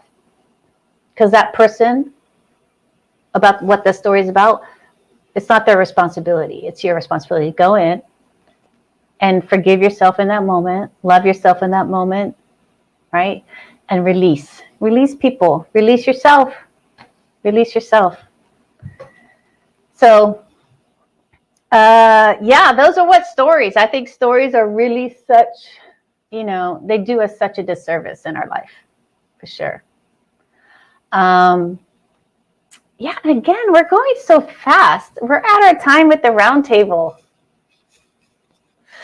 Gosh. Okay, so let me see if there's anything in the chat. Yeah. So we're going to go on. We're going to have to get into Vikram because otherwise we're going to run out of time, unfortunately. But at the end, you guys get something, a takeaway you give us also. So Vikram, unmute yourself and really, I'm just grounding for you because you are up and I'll go way up with you if I don't ground. All right. So tell us what you're seeing out in the world with your clients and what, and how you work with people, and just give us, a bit of your technique and your point of view and ideas. So what do I see with my clients right now? I just see a lot of opportunity. I see a lot of people that are stuck, right? They're saying the same thing. They're saying the same story. They're doing the same thing for the last 2 years, and it's gotten them to a certain point of success, but they've plateaued. And they are just in the same boat. They're doing the same things. And sometimes you just need that outside perspective that flies over and it's like, oh, okay, this is why these are blocks. Oh, well, there's a big boulder right there. Oh, there's another boulder right there. Oh, if we could just move these boulders here, then the water will flow more fluidly. So what I help my clients do is I help them with their language patterns, how they talk about themselves. I help them with their mindset, because a lot of the blocks of a business are the same blocks in life. It's how we talk to ourselves. It's what we say to ourselves. I help them build their teams up, right? Sometimes their team is, 10 people or 20 people or 30 people. Sometimes it's just them and an assistant. So it's really, everybody's a little different, but I attract the people that need to work on themselves, and they just need to do some of the inner work because they have the skills. I think we all have the skills. We just don't believe that we have them. And so the inner work that we say is, I'm not good enough. I'm not worthy. I've made $500,000. Why do I make that much money? And then they go back to 350,000, or they made 200,000, and then something clicks, their thermostat shifts, and then they drop back down to 125,000. And then they go up and then they go down. And it's just this emotional roller coaster because they haven't done the inner work and they haven't realized how to get themselves to switch the thermostat so that they're comfortable with more and more and more. Because really, if you think about it, success is a spiritual game. And there's I haven't read any religion or spiritual practitioner that will tell you that you should have too much success. It's like, no, you can't have enough sand. That's stupid. Why would you want more sand? Like it's there for the taking. It's just who gets to take it. So I really work with them on those types of things. Yeah. And I think, what came up for me when you were speaking was, especially where we live, our capitalist country, of course you want success. Of course you want money, success, but it's really not about that, right? It's really about that inner work, because but it's kind of hard because, and especially for, I think, the younger generation with Instagram and all this stuff where money, it's like everything's like this thing. Mm-hmm. They don't realize underneath is really where the power is and the consistency is. Can you speak a little bit about that? Like, I call them like money blocks, or like some kind of you think, that's what you want, but you can't get it. Well, I mean, I could talk about my own personal stories, but it's, I when I built my business up to being what it was in 2017, it was 7 years of, day in, day out, hard labor. We were there all the time. And we got to a point where we were one of the top teams for real estate in the area. And the more success I had, the more my train came off the track. My wheels started to get a little too slimy, and I just started falling apart.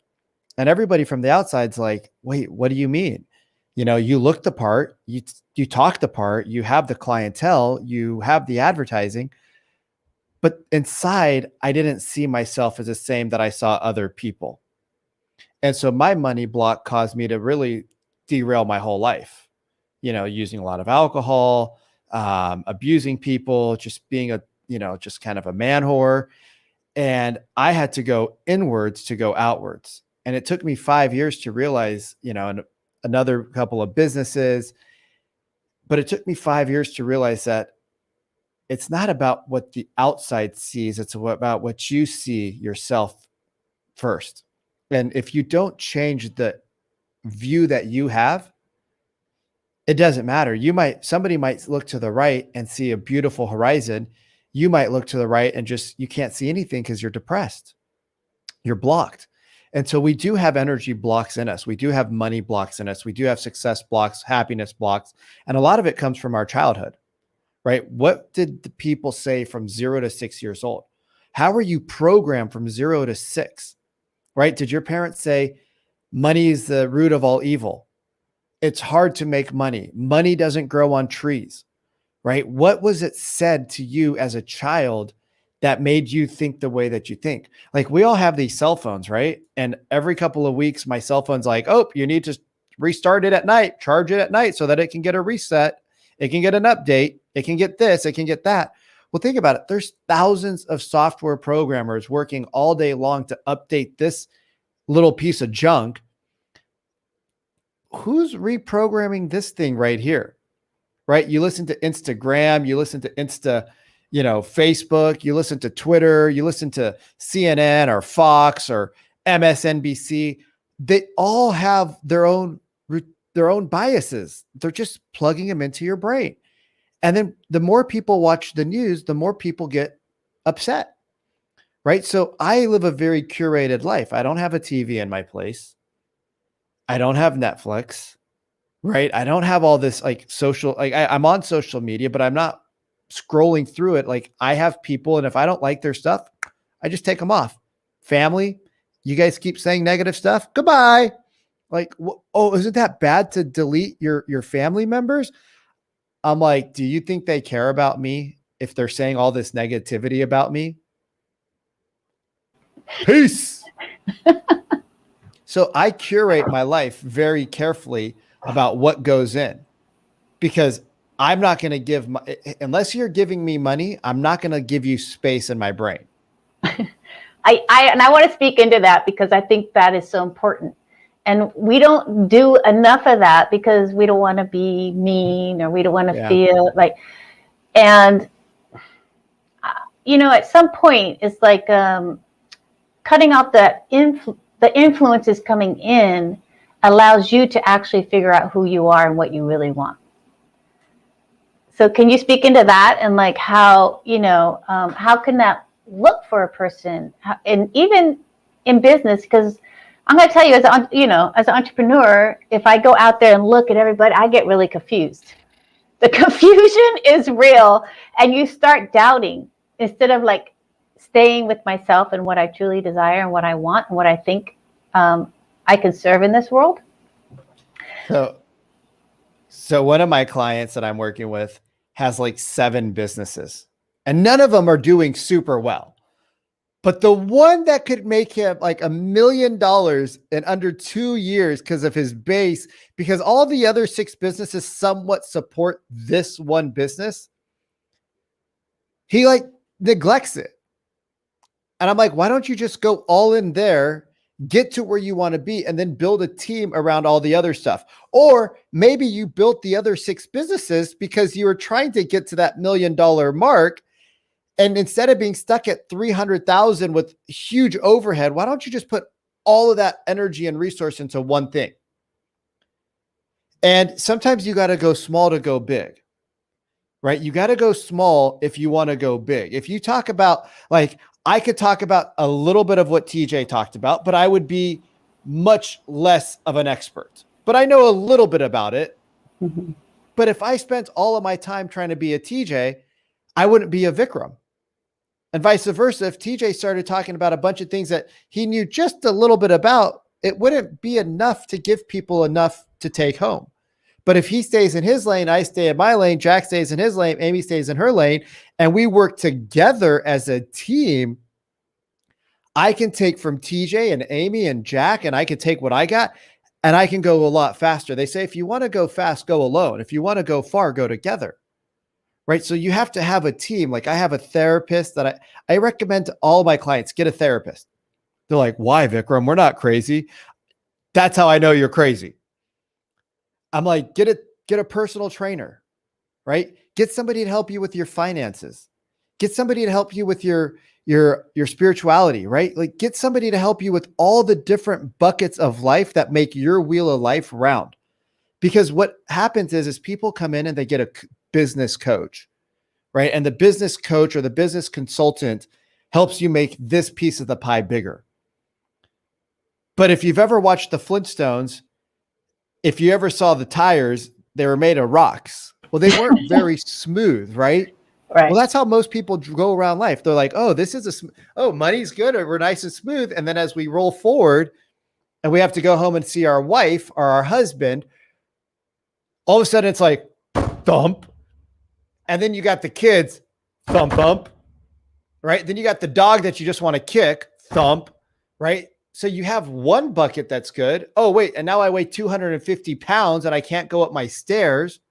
Thump, thump, thump, thump, thump, thump, thump. So you have one wheel that's all screwed up. And if you don't take care of all aspects of it, you're not going to have a very fulfilled life.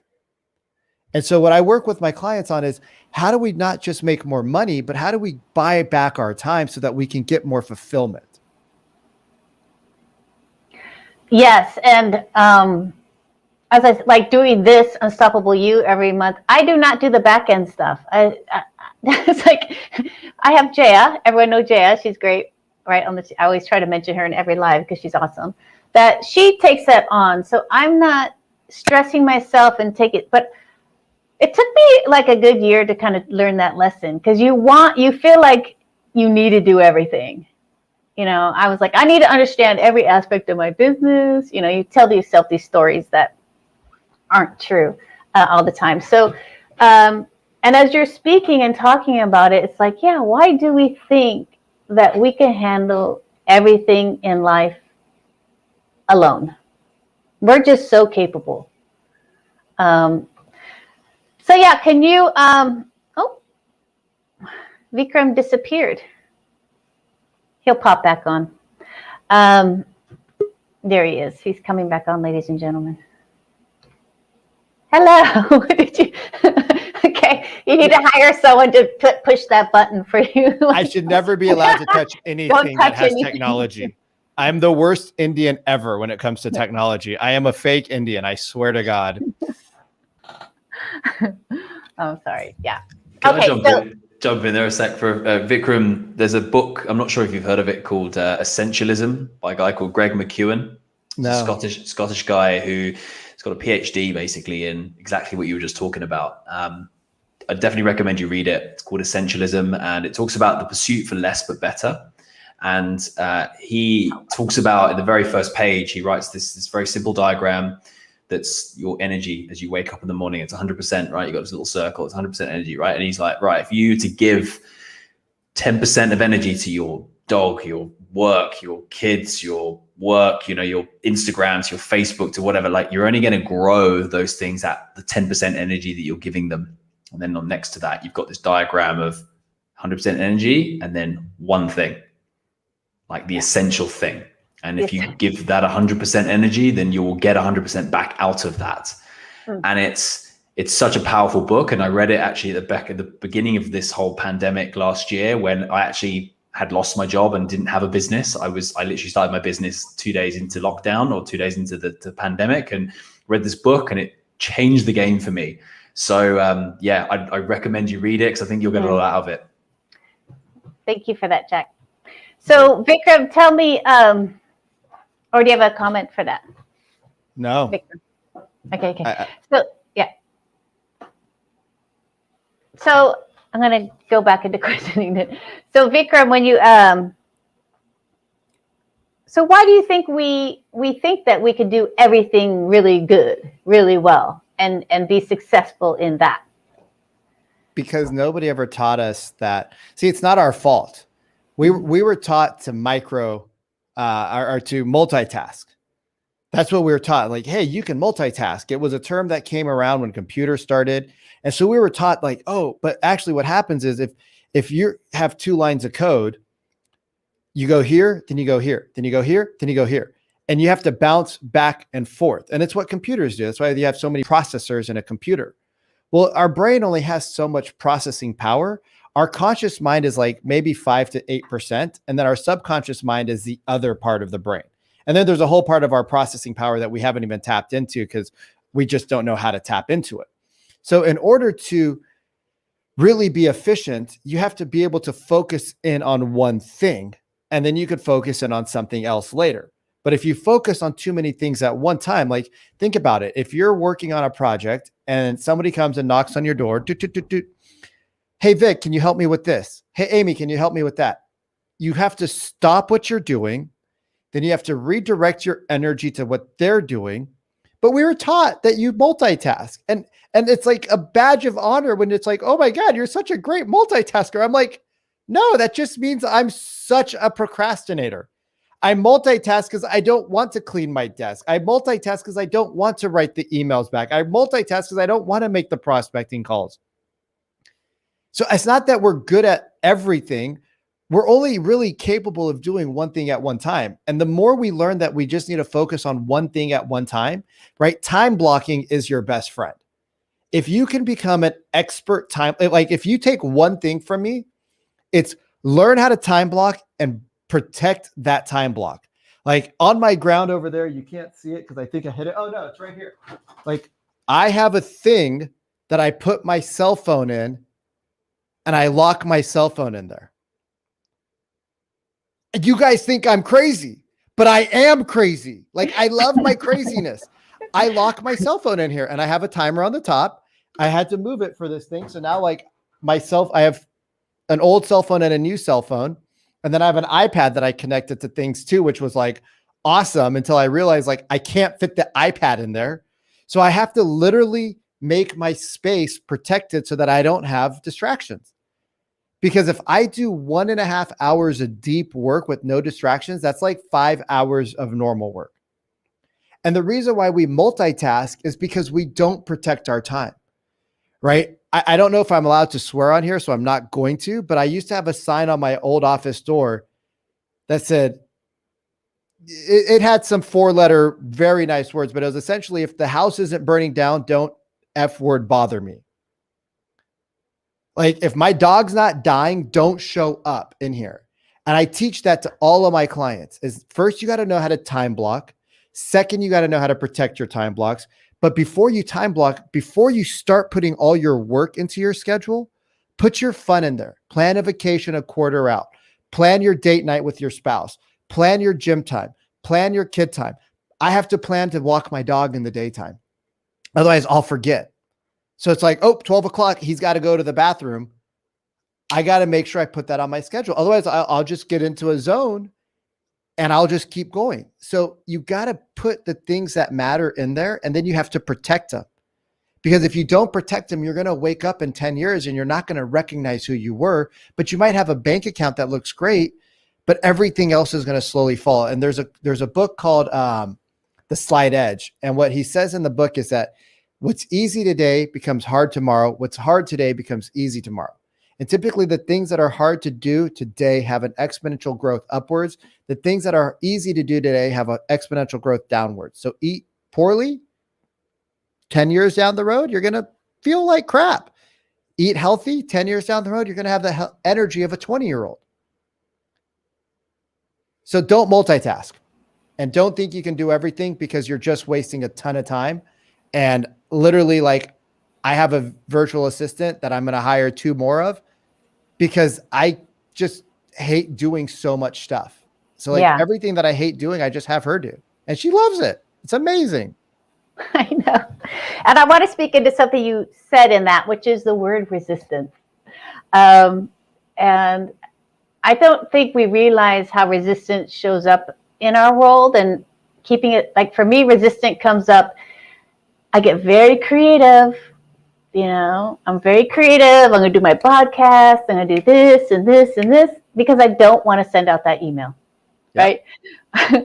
And you're talking about you multitask because you don't want to, you get so busy. You don't want to do the thing that you actually want to do. What helped me was I read the War of Art. Mm-hmm. Have you read that one on resistance? Mm-hmm. So can you speak about resistance and, it's sneaky little ways, and what is it, and how can you tell when you're like, I know how you start learning, you're like, I'm in resistance right now. But can you speak a little bit about resistance itself?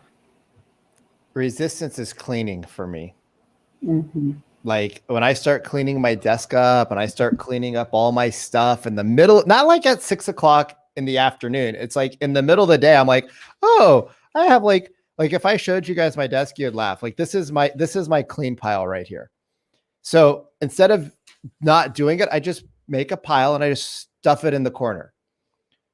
And then I get to it when I get to it. It's like typically once a week I get to it. If it's something that requires immediate attention, I get to it sooner. I tell everybody, if you want to get a hold of me, send me an Instagram message. Don't send me an email.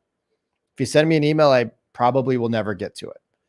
right? Because I have resistance going into my email box.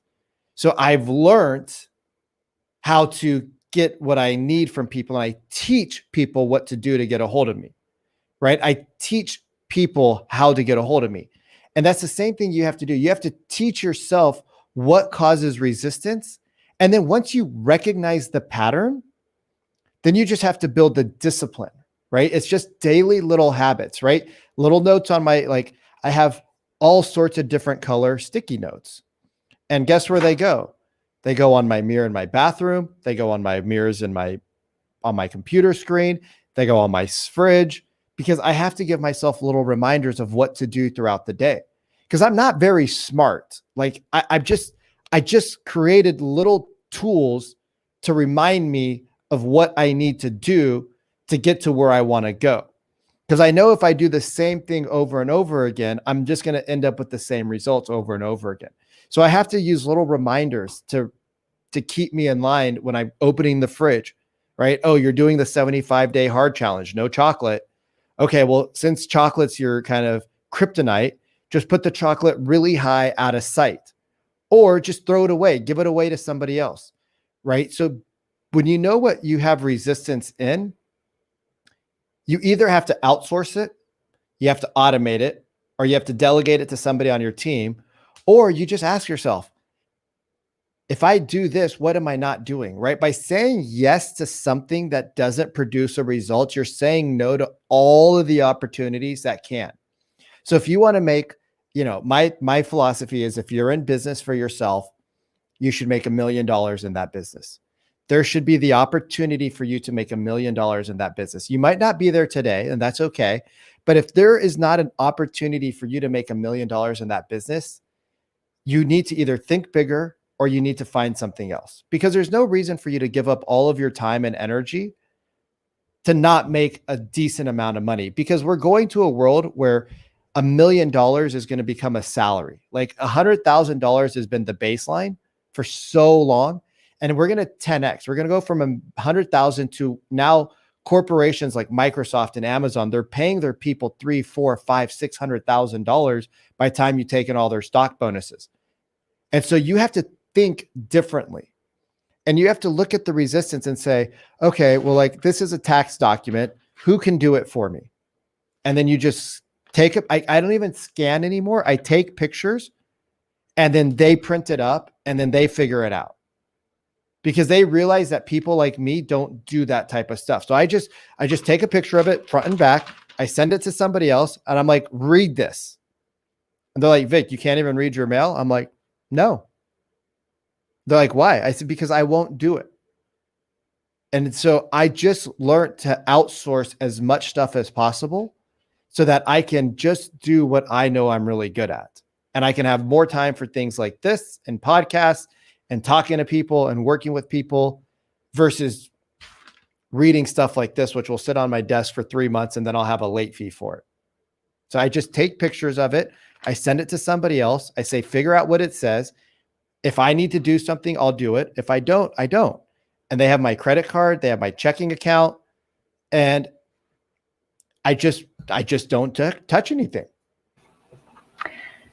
Yes, and thank you for that, because I don't know, sometimes I don't know if people know this out in the real world, or all the audiences, that we have our sticky notes everywhere. Right now, I see I have my I am up there. I have my vision boards. I have, when you embrace the ritual of doing something and like making sure that you are, for me, making sure when I wake up and I look, I'm like, okay, yeah, I am strong. I am resilient. I am loving. Like, oh yeah, that's who I am. I'm not sad, depressed, and fearful.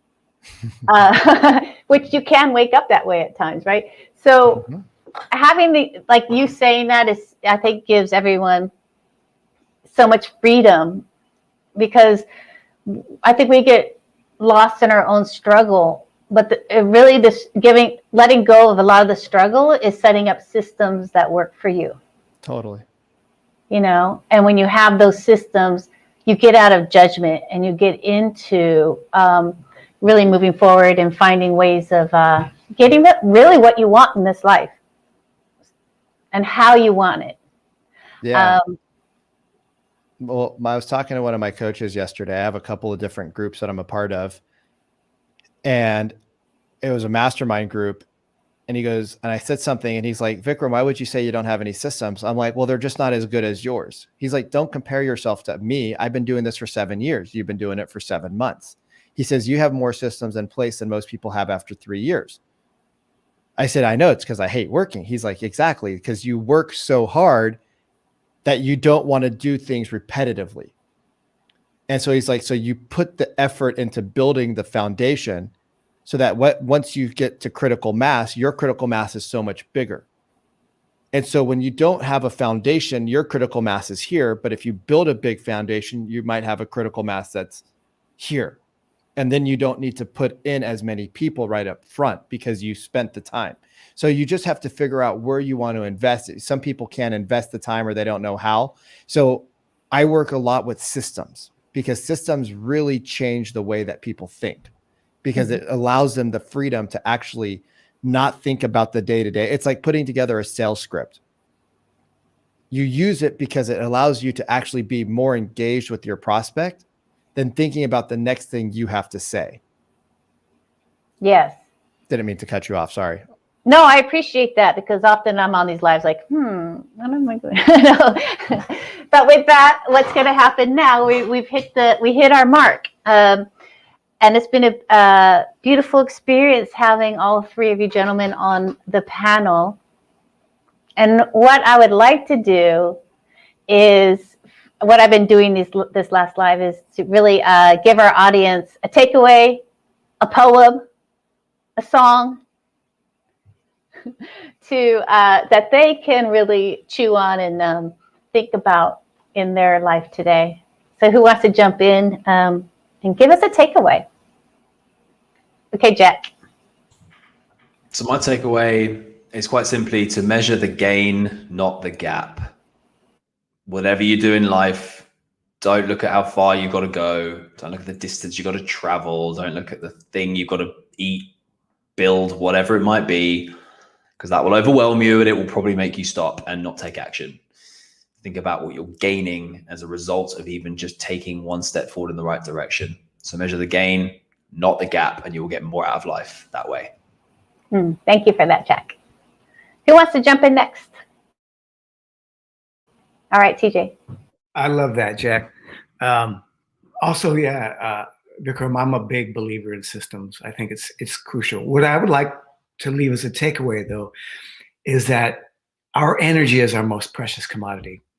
I've worked with some of the richest and most famous people in the world. I've worked with people who are, have everything, looks and fame, and who are not happy. And the reason is they don't have enough energy. They're not sourcing energy from the right places, or their energy is frenetic and they haven't learned to calm it down yet. And I've also worked with some of the poorest people in the slums of Central America and India and Egypt. And some of them are so happy, it's unbelievable. They don't have a program telling them that they're not enough. Their primary questions are, how do I get enough food on the table for my family and have a good life? When we don't have enough energy, we're unhappy no matter how much of everything else is going well. And we can resource our energy from different places. Healthy food, 80% live foods if possible, getting enough sleep at the right hour, and not wasting energy on drama and gossip. And, for me, there was a time where I used to think people like me because I'm funny and I would do this thing. And then about 20 years ago, in an energy class, a woman told me, you don't have to do that. I already really like you. And do what? And I realized I was doing that. So now there's times where somebody's telling a story and I'm thinking, man, they would love to hear this story about blah, blah, blah that happened to me, because I've had the craziest life with the most amazing stories. But now I'll leave it out. So when in doubt, leave it out. If I don't feel like it's really going to add to the situation, I won't say it. So save your stories, save your complaints, save your gossip, save your criticisms, your judgments, and cherish your energy. Resource Mother Nature, resource the earth, the trees, and the sun. Bring energy into your body, move the story when the energy is not right, get rid of the story, move the energy, and just know that your energy is your most precious commodity. Don't waste it on things that aren't important, and don't waste it on things that don't make you feel good. As you are able to be present, you can self-reference and you can say, is telling the story going to make me feel good? I think Vikram, you alluded to that. If talking about this going to make things better? Is it going to make me feel better? And if not, just don't do it. It's okay to have uncomfortable silences. It's okay to just shut the hell up and listen. So, really cherish your energy and make those decisions. The last thing I'll say is that, one of the things I do Zoom coaching and I teach workshops, but I also do energetic work called LEAP sessions, Life Force Energy Alignment Protocol, where I will reprogram people and I'll help them move their energy physically and give them an embodied experience of what it really feels like to be fully present and vibrating in your own frequency, clear from other people's interference. And then from that place, we install the future programs. Who do you want to be? What kind of things do you want to change? And like Vikram mentioned, I have them put their future program in their wallet. I have one. Who am I not and who am I? On the refrigerator, by the computer, in the bathroom sink. And constantly remind yourself of who you're becoming, who you are, and fall in love with the process of becoming your ideal person, who's the highest functioning, most blissful, happy, and content, productive person. All right. Thank you for that, TJ. You're welcome. All right, Vikram, what you got for us? What's our takeaway? I got the letter in my wallet too. So I would say for me, one of the biggest things, especially since 2020 has been a year full of so much drama, and 2021 has been a year of so much drama and so much negativity and so much, media created hate. I would say the biggest thing that I learned was curate your feeds. Curate your life based off of what you want to be in life. Don't let other people take up space for free. Remember, you're giving them your attention and they're taking everything from you. They're taking your happiness, your friendships, your family, right? I've got into some heated debates over the last 18 months with family members over the media. Not because we don't get along, because of the media. And so when you take that and just cut it out, right? When you take that and you just take your hand like this and scoop it and say, not today, not today. And you have a little bit of fun with it and you just bring joy into your life. Like if you're not having fun with what you're doing, you might not be able to stop it today, but work to stopping the stuff that doesn't bring you joy. People are like, oh, Vic, I love your energy. I love how I've done some crazy stuff in my life, like TJ. I've had some not so great experiences, but they've all been a blessing. Everything in my life that I've done has brought me to a point that's made me a better human being, a better man. And I had to learn to curate my feed. I had to learn that, okay, to be a quality man doesn't mean that you're on a yacht with a bunch of half naked women. That's not like quality. Like I didn't know that though, because that's what I grew up with. I didn't know a lot of these things until I got older and I started to actually stop and reflect. And I started to look at what I was watching. I started to look at what my friends were watching. I started to look at who my friends were. And I had to realize that I just had to grab the scooper and curate. Not today. You guys don't get space in my brain. I got enough crap in there already. Like I don't need your crap in there. Like my brain's a scary place. There's 40 to 60,000 thoughts a day that go in there. And those are just natural. So I'm not going to give you guys the 2,000 that I can control. And when you start to curate every day your brain and your subconscious mind with conscious effort, you start to do a little bit, you start to do a little bit, you start to do a little bit. Over a period of a year, people are going to say, you're different. And you're like, no, I'm just saying who I am. No, you've changed because you've curated your mind. So take care of your mind. See, people talk a lot about mental health, but they don't talk about physical health. You don't have mental without physical, and you don't have physical without mental. They go hand in hand. The brain and the gut connection is serious. So take care of your physical, take care of your mental, take care of your emotionals, take care of your financials, build your team, curate your life, curate your feed. And then in a year from now, people won't recognize who you are, but you'll be who you always knew who you were supposed to be. Yes.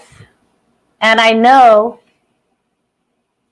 that you have a free gift for our audience. So could you speak into that? I forgot to do it earlier. So I got it from our private chat. Yeah. Yeah. So basically, what we gave out is basically it's a mindset course that I do for people, and is really just how to develop a mindset to overcome anything. And there's a video as long with a quick slide deck. And so feel free to go and download that from my site or wherever it's at. My VA made it. And so just go and put your information and you'll get it. But it's really how to develop a mindset to overcome any obstacles, because the one thing that we're going to definitely have in life is more obstacles. And so you can control your mindset. You can control the outcomes. All right. Awesome. All right, gentlemen, we hit our time right on time. I'm going to hit you right on it. So unmute yourself and say goodbye to us. And thank you so much for participating in the Unstoppable You. Appreciate the hosting. Thank you, AB. Thank you, Vikram. Thank you, TJ. It's great to be here. Love it. Yeah, thanks, Jack. I'm sorry I didn't get to hear more of you. I had massive technical difficulties this morning, but I'm glad I got on. That's all good. Thanks for creating this. It's a great idea and a great place. Vikram, nice meeting you as well. Hope to see you guys again. Yeah, totally. I enjoyed listening to both of you guys, and Amy, thank you for putting this together. I know it's a tremendous amount of work and time. And so kudos to you for doing, I think you said 14 of these already. And 11. Well, you got 3 more to go now. And I appreciate you thinking about me to be a guest. Yeah. All right, gentlemen. Well, go have a beautiful day. All right. Bye, you guys. Bye. All right. So everybody, that was awesome, right? Yeah. My job is it's not even a job, it's a mission. It's such a gift and a blessing. And it's something that I envisioned, as I said, I think on the first or second live, of when I was in lockdown, sitting in my house alone and sun was out, and I was going, how am I going to make it? How am I going to pay my rent? Is my business going to grow? How is it? And I switched my line of questioning into how can I help others? How can I bring community?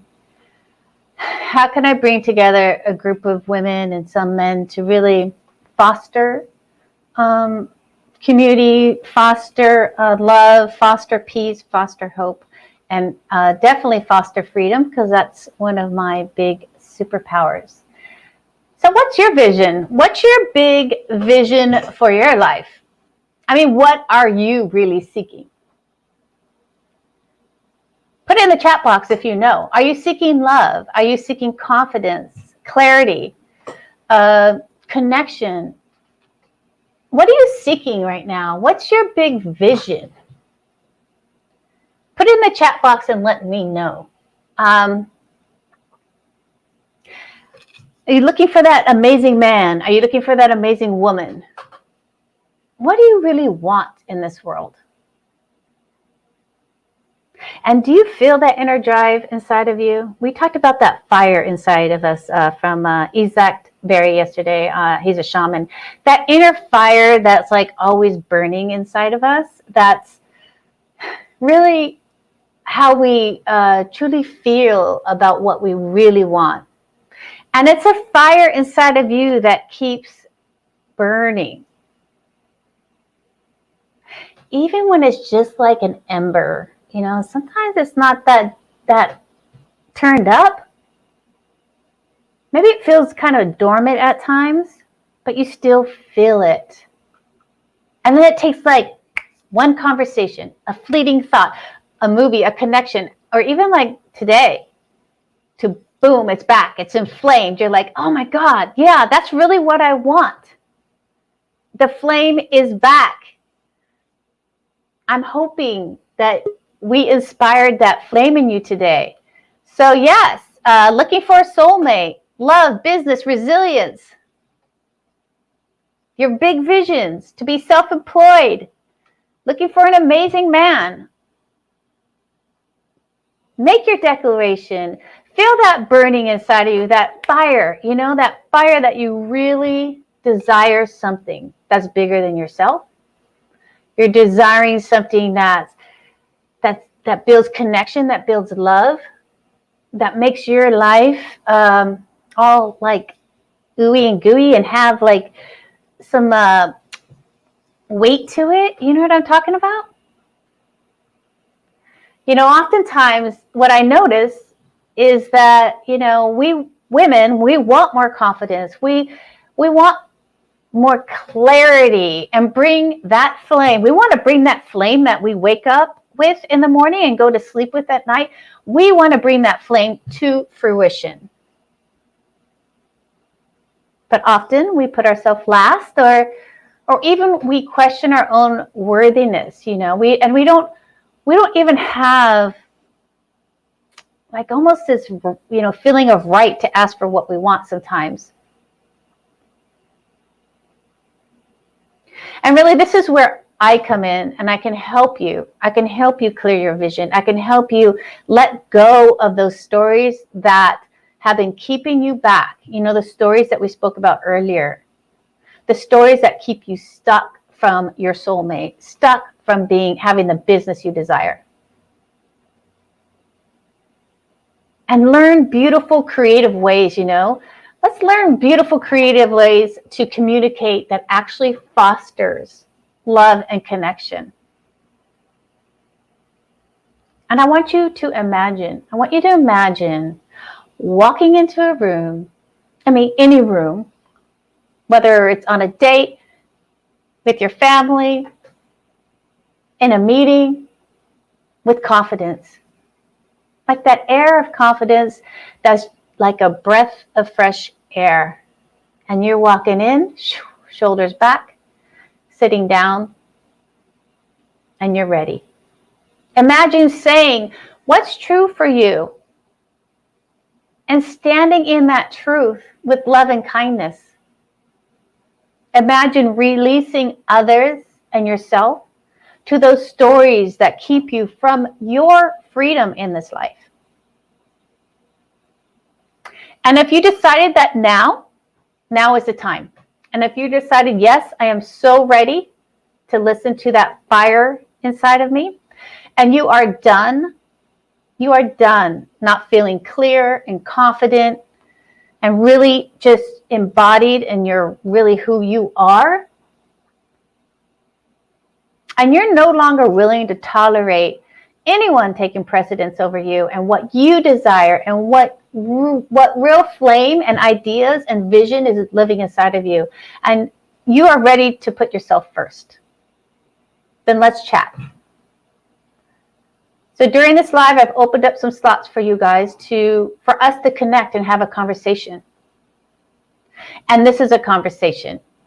And it's a conversation for you to really shine brightly, for you to walk with that confidence and that clarity in your life that will bring you the love that you want, that will bring you the business that you want, the life that you want, where you are not apologizing for who you really are. In fact, you are so pumped up about who you are and what you can contribute to this world, that you are walking in that confidence, that you are walking in truly the essence and everything that you have inside of you, that flame, that fire, you are walking in that. And your life changes. You change. We all want to be seen. We all want to be loved. We all want a beautiful life. So click on that link and let's connect, because I am ready to really hear you, see you, because many times I am you. I have been you.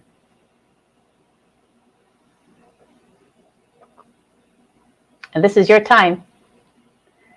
And with that, what I'm going to do is introduce you to our next group of experts who, again, are so excited to be here with you, answer your questions, to bring value to your life, to give you new opportunities, new ways of thinking. I mean, I don't know about you guys. I mean, yes. Everyone today in the chat box has been blowing it up, and I'm loving it because they're loving what everyone's saying. And we're getting to your questions. So quickly, I'm going to go around and just introduce one at a time, and then we'll get into, we're starting with Dr. John first. So I'm going to go quickly into a quick introduction. So we have Dr. John Ughulu, a motivational speaker, a strategist, and a trainer. I have a conversation with all my experts before they come on. And I mean, John is such a powerful speaker. Right away, he's, you just know it. So I'm excited to jump in with him and pick his brain and figure out how can I embody that also. How can I glean some Dr. John? And then Joseph Haas, he's a professional communication and success coach. And I'm excited to really dive into him because I think,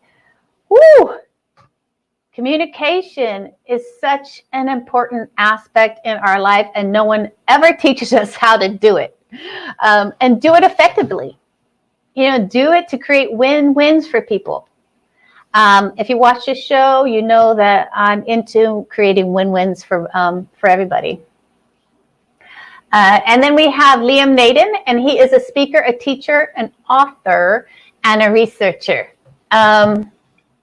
Let's see. He is really into the brain, and we're going to get into the brain chemistry and how to really change it, switch it, grow, so we can really live a more centered, happy, loving life, right?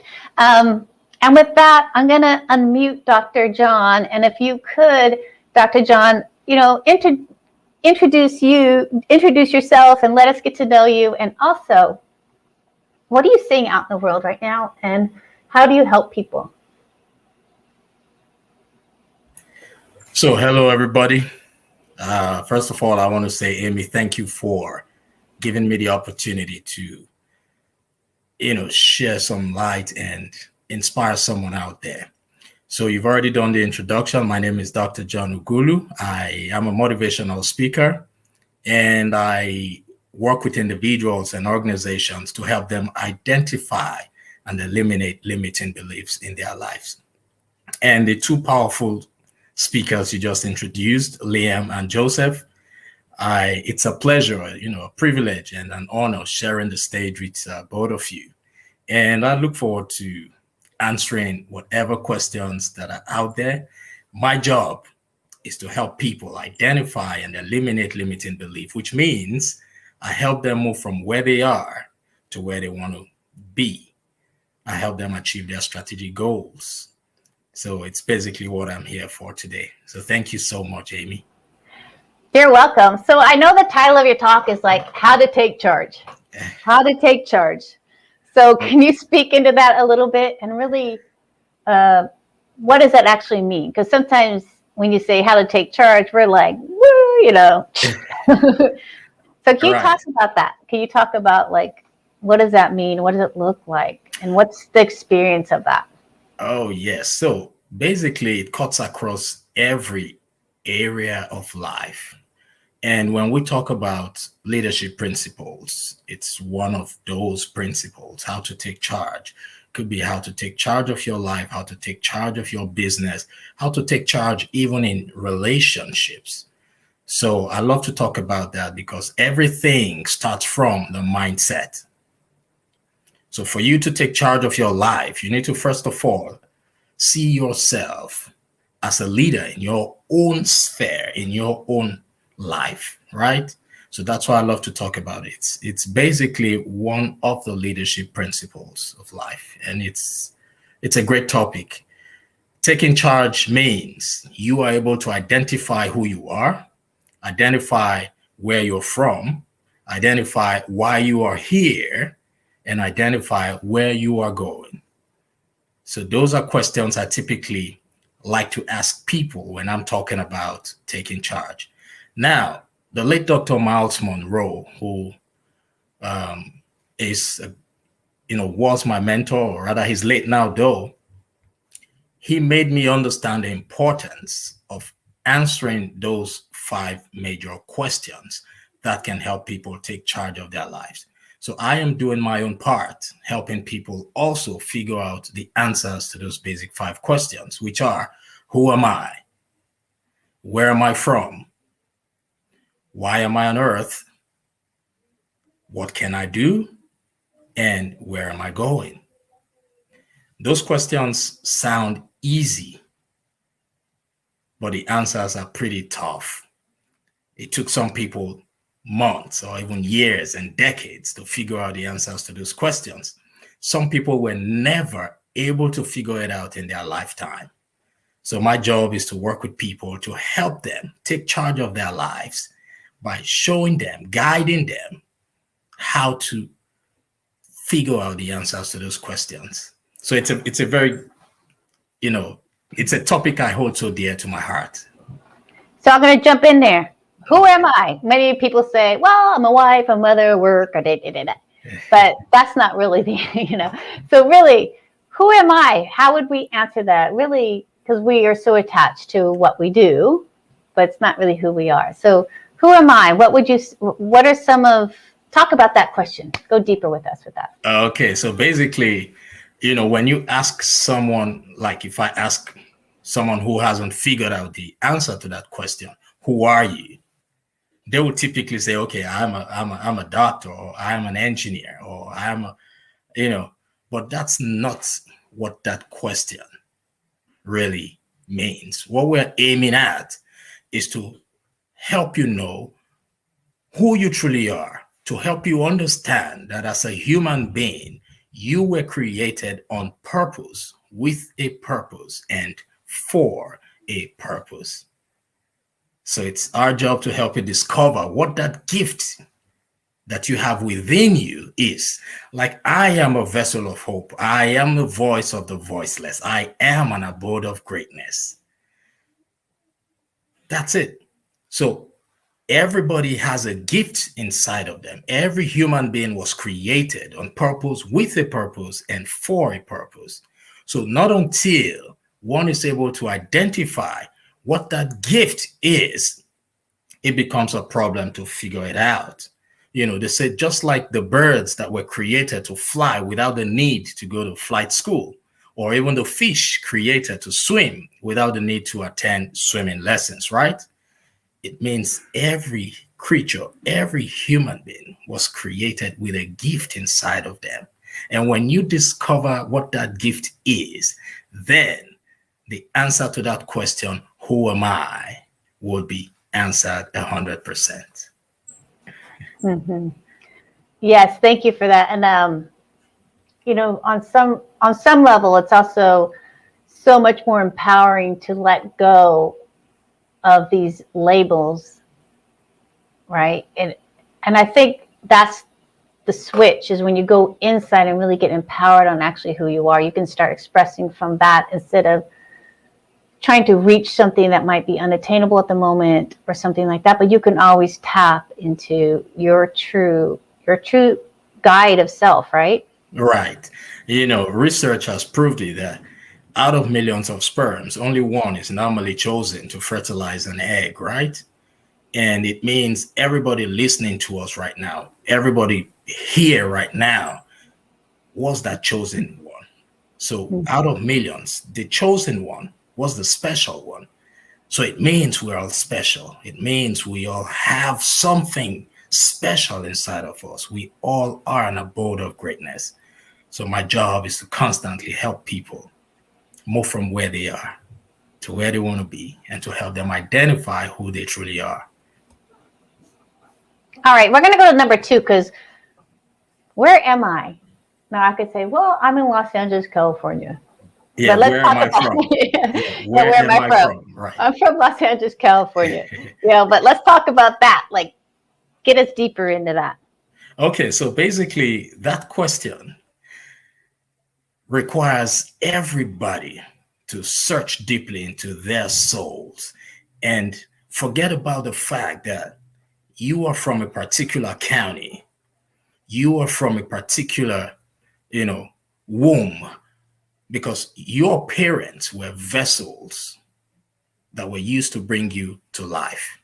And they gave birth to every human being at a particular place, probably a county, a city, But before that happened, we need to go back to humanity, the creation. We were all created in the image and the likeness of God. We all have the same blood, color of blood flowing inside of us. We were all created to be royalty. We were all created to be special from one source. So that's where everybody needs to know the source. Where am I from? When you know that you have been given dominion over everything on earth, then you would be able to understand the deeper part of your existence. All right, so I'm kind of want to stick to the third one because many of my listeners struggle with this. Why am I on earth? It's like everyone, yeah. So get into that, and then I'm going to pick your brain on that one. Okay, so why am I on earth? When you discover that you were created for something greater than you think you can even imagine, then it puts your mind at a different level. Like I said previously, it takes just one sperm cell out of millions to fertilize an egg. And everybody who's listening to this program right now was that chosen one. So we were created on purpose, with a purpose and for a purpose. We were created to do just 4 major things on earth: to serve, to lead, to influence, and to impact. So if what you are doing in life on earth does not lead you to serving, probably serving your community, serving others, serving your country, serving the less privileged, serving before becoming a leader, because there's a good service. If you have served well, then it is easier for you to lead, right? For you to become a servant leader, you should be good at serving others, right? If what you are doing does not lead you to that direction of serving, leading, influencing, and impacting positively, then you still have a lot of work to do. So we teach people and make them understand their purpose, why they are on earth. No matter what you do, it must and it should lead you to that path. Yes, and thank you for those 4 because we go through our life, we get busy, we put ourselves in maybe bad, not good situations, or saying something and you say it and you're like, oh, I feel sick after you say it. You know that feeling when you say something, you're like, oh. And to have those, I'm gonna ask you to repeat them, and I'm gonna ask everyone in our audiences to put those up on your wall. And when you're going through your day, you can ask yourself, was that something that was on the 4 things, right? So can you tell me the 4 things again? Yeah, so we were created to serve, to lead, to influence, and to impact. That's why we were given dominion. We were given dominion over everything. So to help humanity, we just have to do that. Dominate, serve, lead, influence, and impact positively. Yeah, because I want to talk about influence a little bit here, because we are living in a world of a lot of influence.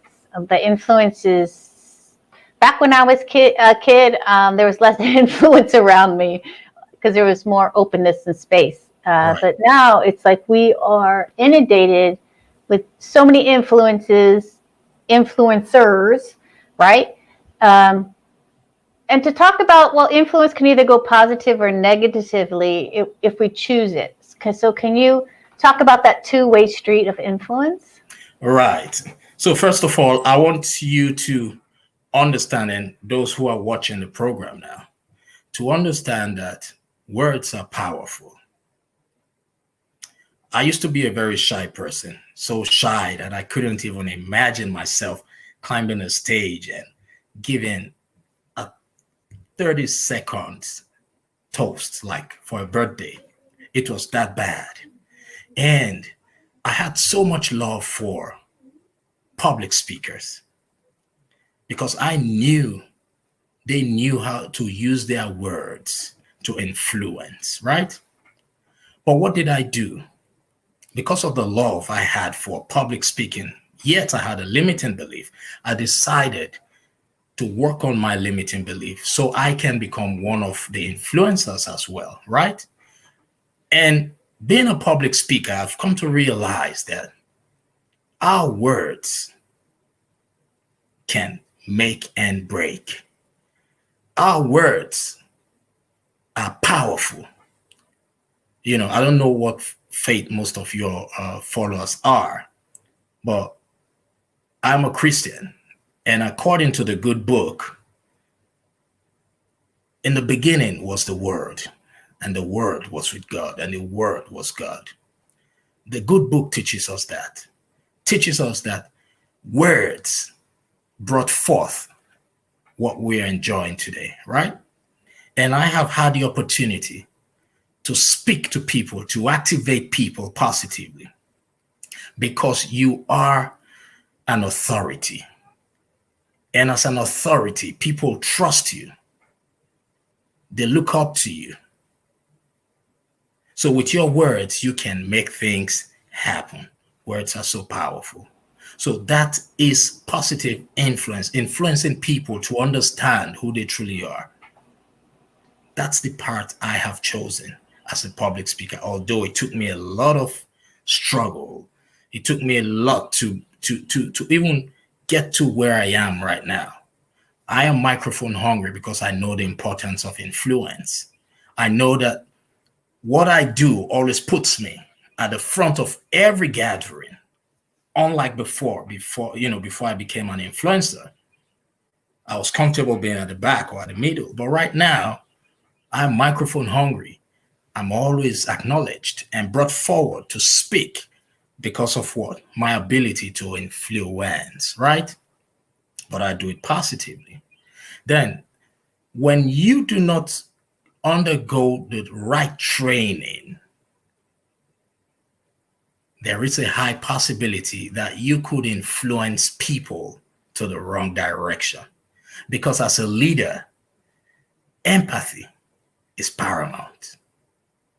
So lack of empathy, lack of emotional intelligence, when you don't have a clue about the leadership principles, that could make things go wrong. So, and I'm extending it. I'm putting it forward. I know there's so many other people out there who are shy and would like to become public speakers. So I created a platform called Speak to Impact, where I give people the opportunity to become speakers. So I'm giving back, influencing, giving back. That's what I was created to do. Thank you. And yes, I was very shy and quiet back in the day. I don't know if I am anymore.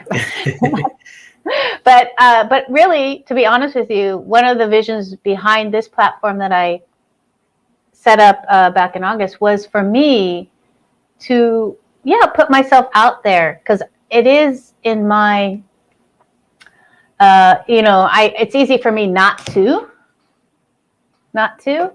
put myself out there. It's almost easier to do that. So creating a platform like this, and like what you created, a speaker platform, is so powerful in not only our own development, but also when you give out, everybody wins. Right. It's a win for everybody. And Juliet asked, what about love? Love is universal. It's everywhere, right? What about love? Love is a universal language. Love is love is innate. We just need to learn. We just need to learn to make sure we bring out that part of us. Because by default, the human being is created to appreciate things that are not working normally. But we have to constantly train ourselves. When you talk about the downfall of someone, you will get more response. You will get more followers. You will get more, people will be more interested when you're talking about the downfall of a prominent person, right? The the human system, humans are by default created to pay attention to those things. So it takes a whole lot of training and work to bring out the love. It is a struggle, but it is innate. We have love, we have hate in us, but we need to constantly learn to develop the love. Love is everywhere. Even the good book says, love thy neighbor as thyself. So love is in everybody. We need love. All we need in this world right now, with everything going on, is love. Love conquers everything. Yes, and I want to say that until you get into, I mean, for years, I don't know if anyone can relate to this out there, but there was a shield here in front of me, and when you start doing this work and development, however you choose to do it, everyone's got their own choice how they want to heal and do things, but it's when you start breaking down that invisible wall of fear, and like for me it was like fear, shyness, rejection, and you open up to love. I mean, your whole your whole perspective changes. So can you speak into personally how did love transport your life? How does it make you see and do differently? How does love affect you in your life, and how does it influence your life? Right. My communication mentor, Mr. Les Brown, would always say, if you do what is easy, your life will be hard. And if you do what is hard, your life will be easy. Now, it's very easy to hate. It's very easy to look for every opportunity to destroy. But it's difficult to build. It's difficult to love someone who has already hurt you, right? If you choose the hard part, your life will be easy, which is loving people, taking charge of your own life, holding yourself accountable for things that have happened, right? Those things are pretty difficult. And that's why Les Brown would always say again, let go or be dragged. Let go or be dragged. So now those basic principles have been guiding me. I try as much as possible to hold those so dear to me. And right now, my subconscious mind is inundated with all those hard things like loving. If I feel any grudge or if I'm upset with somebody, I know that could affect my health, because when I constantly think about that person, it would affect my health. It could affect my blood pressure, right? Because I'll be upset that person hurt me. So I always make a conscious effort. It has to be a conscious effort. I always make a conscious effort to make sure I do those things that would just make me as light as the bird. When someone upsets me, for example, I might be hurt for a while. I will definitely be hurt. But when I think about it, that look, if you keep thinking about this person or looking for a way to pay back, I don't have any blood pressure issue. My BP is normal. I am healthy by the grace of God, right?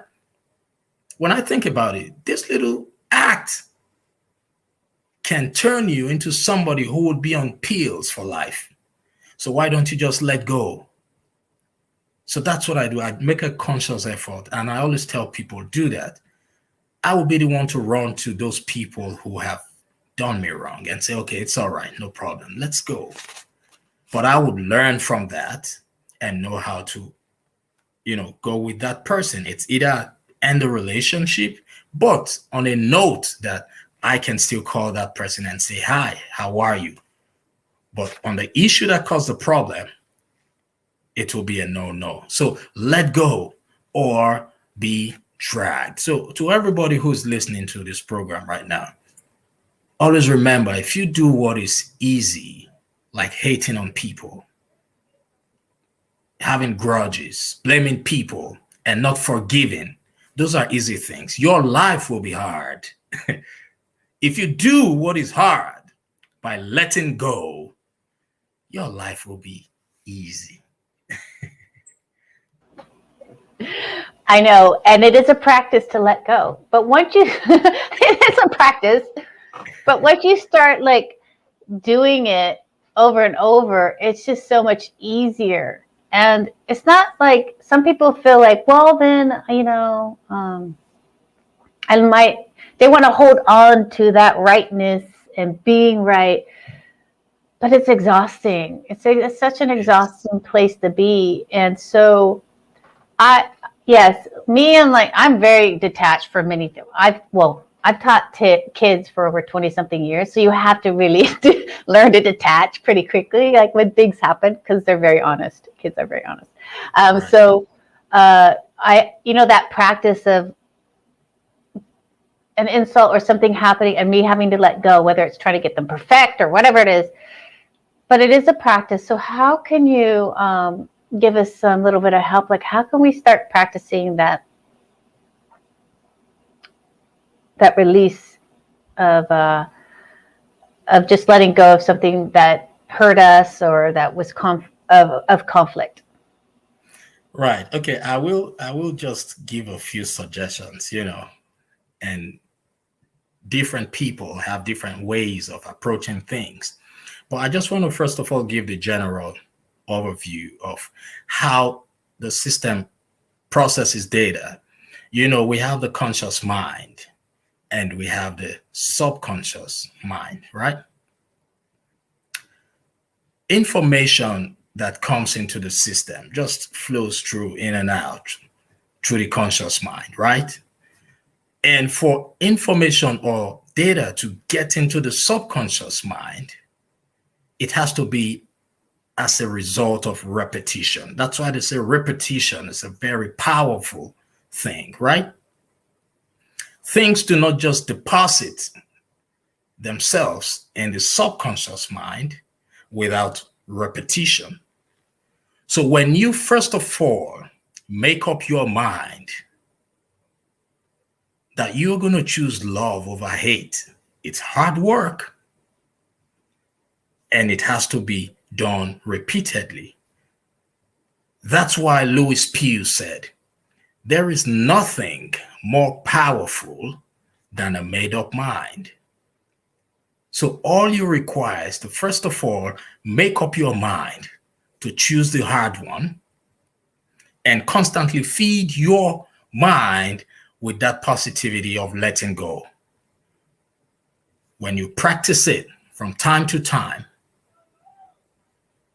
gradually it will get deposited in the conscious mind and it will become easier. It's like working out. Mm-hmm. When you first of all start working out, you don't become a gym.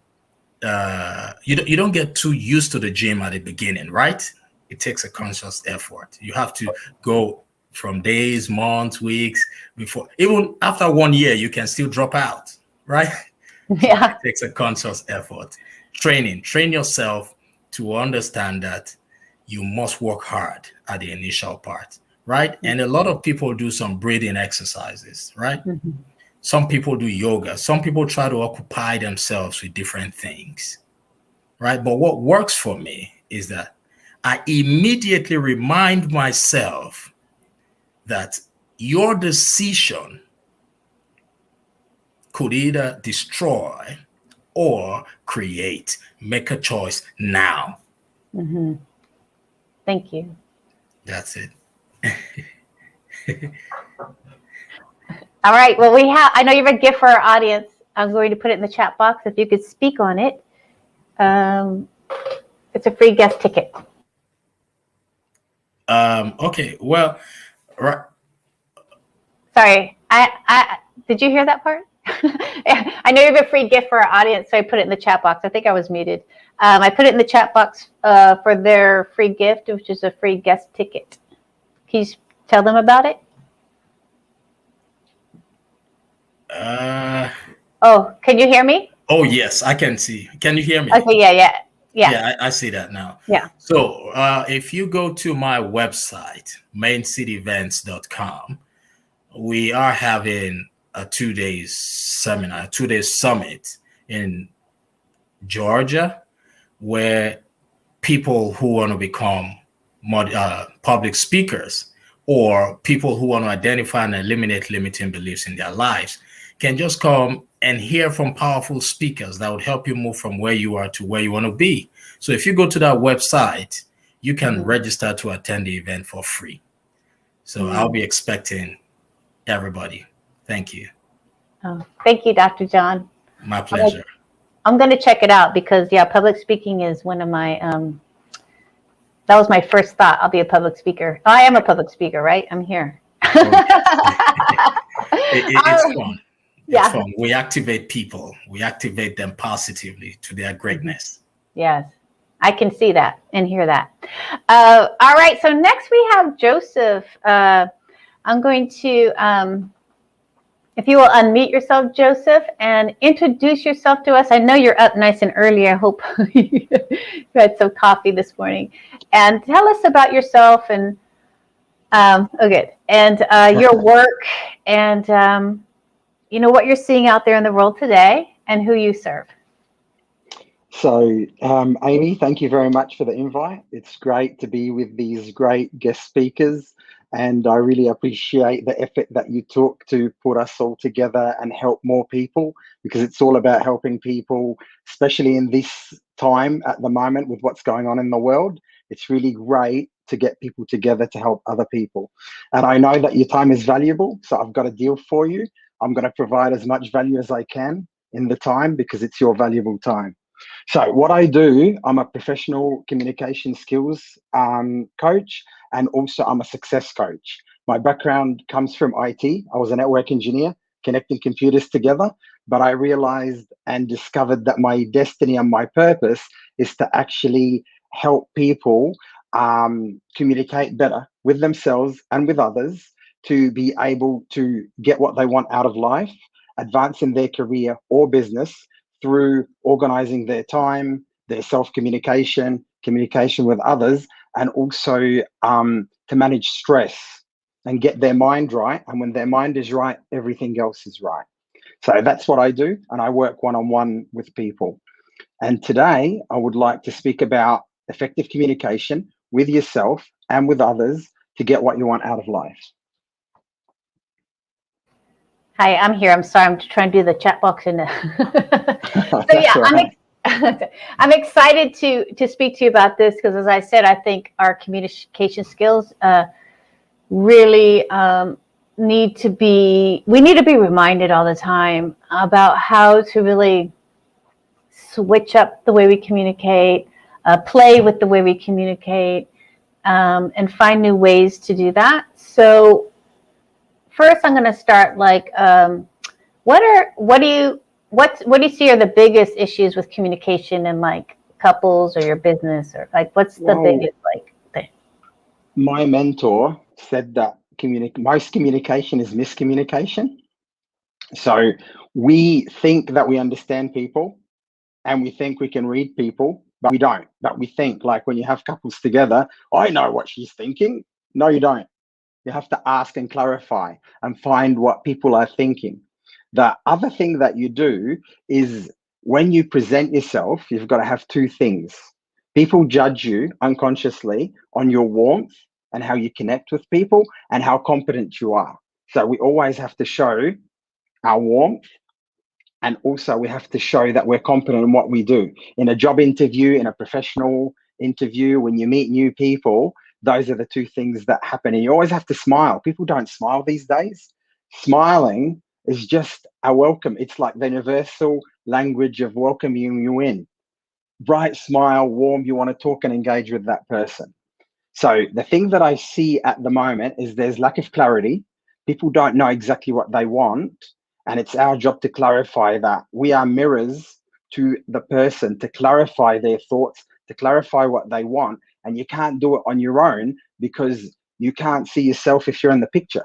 Like, I can't see myself if I'm in the picture. I need a mirror to show me what is happening. That's why we can notice. You go, oh, that person is doing that. If they just did this, they'll be great. Whereas we don't see what happens in ourselves. So a couple of things is warmth and confidence. How did I score on that with you? Communication. No, you're pretty good, Amy. You're pretty good. Like, you know, I mean, what is confidence anyway? You know, confidence is being competent and comfortable, but you don't really have to be competent at what you don't have to be comfortable. You just have to be competent at what you're doing. So people that have problems with confidence, especially like appearing on video right now, it's like, oh my God, there's people, what am I going to do?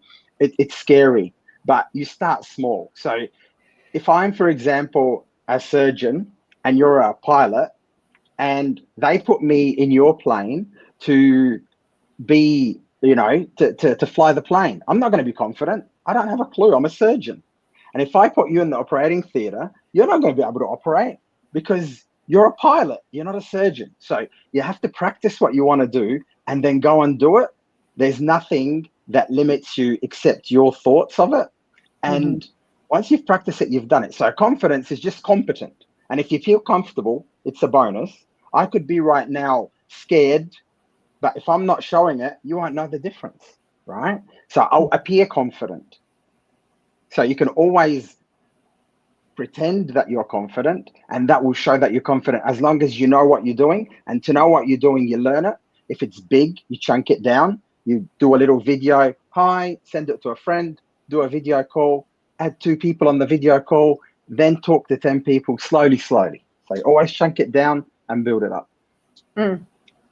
Now, you said clarity is like one of the important things in communication. So how many times have we gone into a communication with not having full clarity, but having like a want to need or something, but not really taking the time to really clarify what exactly we're trying to say. So what are some questions you can give us on how to create that clarity before you enter into a conversation so that you can be very effective?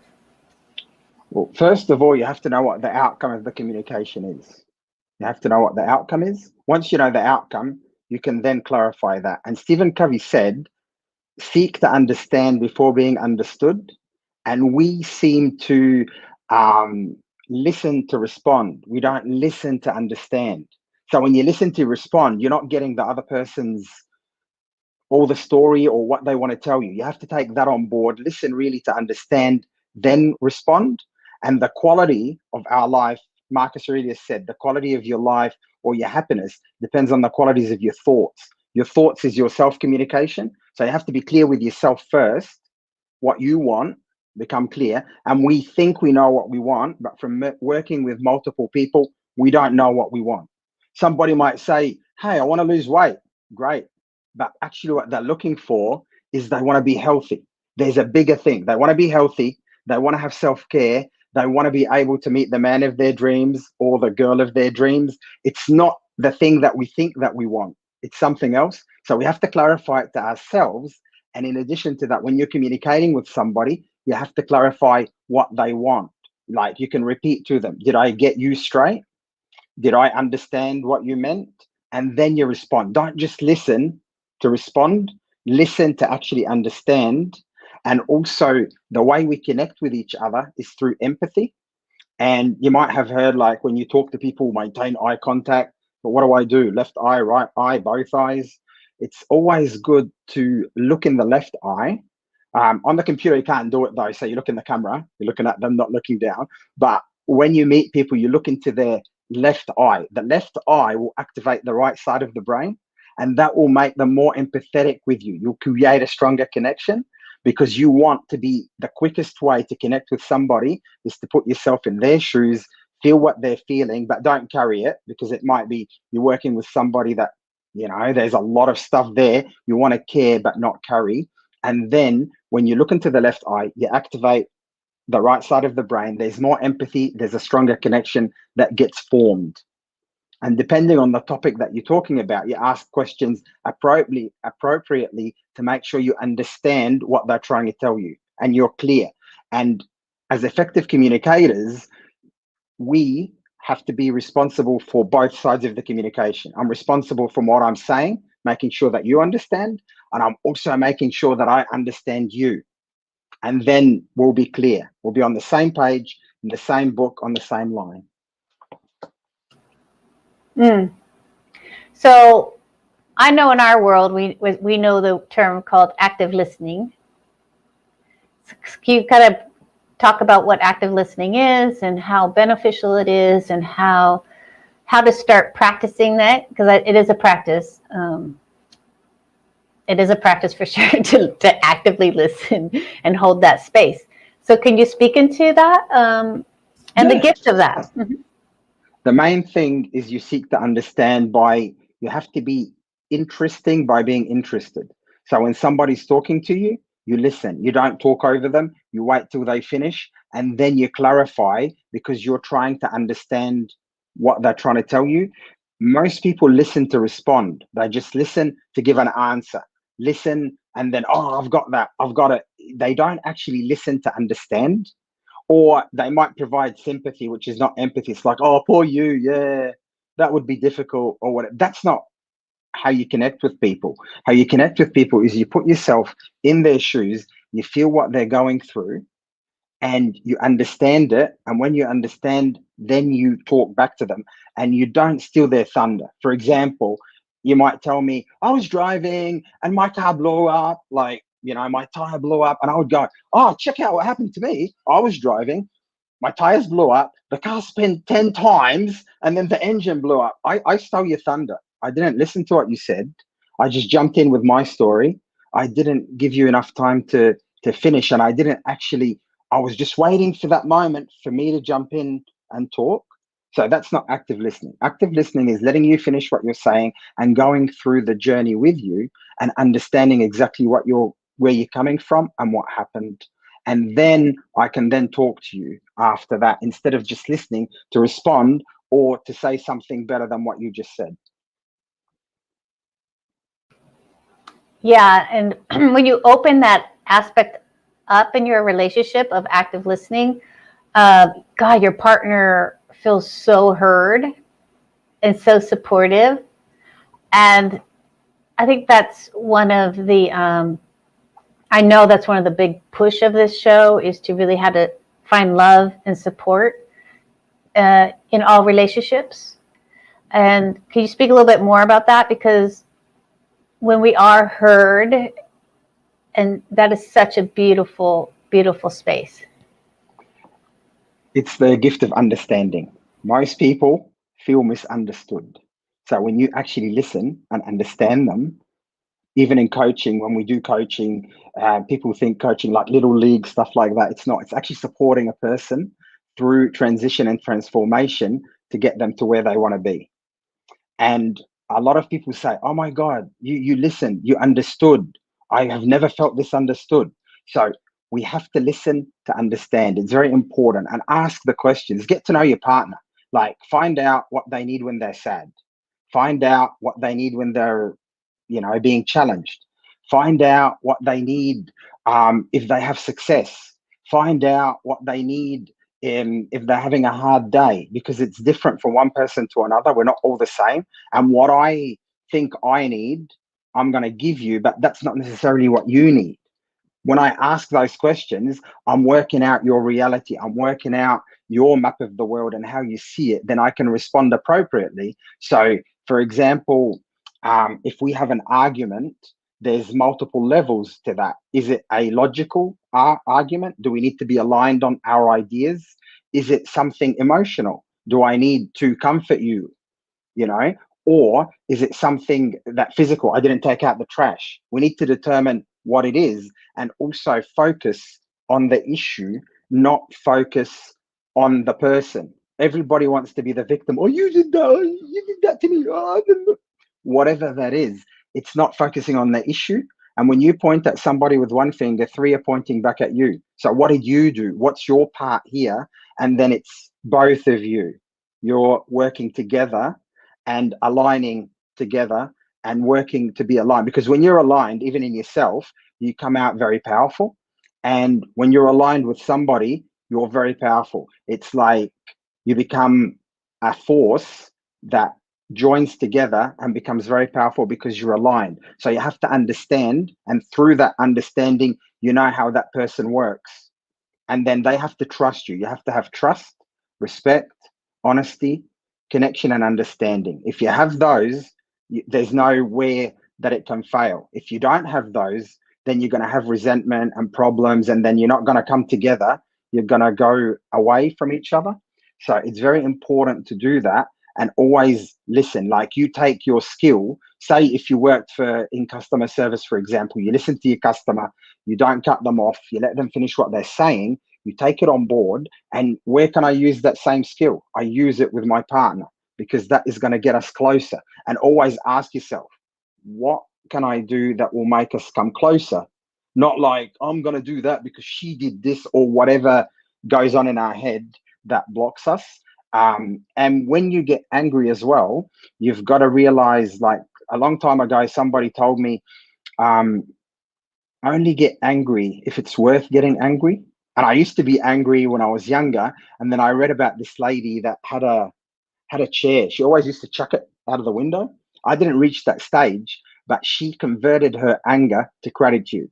So for example, if I'm driving my car and somebody cut me off and I got upset about it and angry, I'd go, well, I'm lucky to have a car. I'm lucky to be able to go from A to B. I turned it into gratitude. And when you get angry, you're making a fool of yourself, really, because there was a guy, he was canoeing going upstream. And then a boat comes, hit him, spins him. He gets really angry, gets upset. He shouts at them. That happened 5 times. The 6th time it happened, he spun, then the boat was empty. So he was shouting at nobody, at nothing. So it's not really worth getting angry. We've got to learn how to respond and not react. There's a space between the action that triggers us and the response. And in that space, we have the choice to respond and not react. And it comes with practice. It's not like right away, but once you practice it, you'll be able to respond then and not react to the situation. Yeah. I mean, for everyone who watches the show, you know, I'm big on space. Create that space. And maybe can you like give yourself like a little saying to kind of like remind you to like create the space. Like, because I think we get triggered and we're just whoo. But if we get triggered and like love, something like that, you know, like. Yeah. Well, I'll tell you about love. This is interesting. Most people don't love themselves. You got to wake up in the morning, smile to yourself, because your mood sets the day. The day doesn't set your mood. If I wake up and hit my foot on the bed, I go, oh, yeah, what a crap day. It's not. You set your mood sets the day. The day doesn't set your mood, right? And you got to ask yourself, do I love myself? If I loved myself, would I do that? So if you have a decision to make and you want to do something, if I loved myself, would I do this? If you don't love yourself, keep telling yourself that you love yourself, and the river is going to be dug, the water is going to go through it, because where you reach is a result of your thoughts. So if you're fearful, whatever the case might be, it's a result of your thoughts. So if you tell yourself, I love myself, eventually you're going to love yourself. And then when you do something, you go and say, if I loved myself, would I do this? If the answer is yes, do it. If the answer is no, then take actions to change that to something that you would do because you love yourself. Because at the end of the day, I realized recently that when people say the answer is love, I never knew it until I was doing a coaching session. And I was like, the answer is love. And what I discovered is everything that worthwhile that is created through love. Even you, me, everybody is created through love. If I make a work of art, if I get a job, whatever it is, it's created through love. So you need to love yourself and keep telling yourself. And when faced with anything, you just say, if I love myself, would I do this? And that would be a little decision. If I love myself, would I put myself in that situation? If the answer is no, don't. If the answer is yes, then do it. Mm-hmm. Powerful. That was powerful. Thank you. Oh, you're welcome. Yeah, because I think sometimes we think our circumstances rule us, but we rule ourselves, right? So we can get caught in, I don't have enough money. It's the money that makes me miserable. You know what? I don't have the time. It's the time that's why I'm happy. It could be, I just don't have, a big house. I need a big house. Like, those are just circumstances. Even if you had that big house, does not guarantee your happiness. So you want to speak a little bit about that? Because you can go deeper Absolutely. into that. Mm-hmm. Well, first of all, it doesn't matter what happens to you. It's the way you respond. There's a reaction, like we said, and responding to it. And if you have the big house, if you have all the money in the world, look what happened with COVID. Money doesn't make the world go round. Health. You got to have your health. If you don't have your health, you got nothing. So you need to watch yourself talk. So watch what happens here and what you say to yourself. And not only what you say to yourself, you've also got to watch the tonality. If you speak to yourself in an angry voice, you'll be angry all the time. If you speak to yourself in a calm voice, you'll be calm. If you speak to yourself in a happy voice, you'll be happy. So you've got to watch the tonality and what you tell yourself. And you go and say, I love myself, I love myself. So you treat yourself like your best friend. If you don't love yourself, see how you treat other people. And if you talk to them the same way as you talk to yourself, if they are going to hang around, keep talking to yourself that way.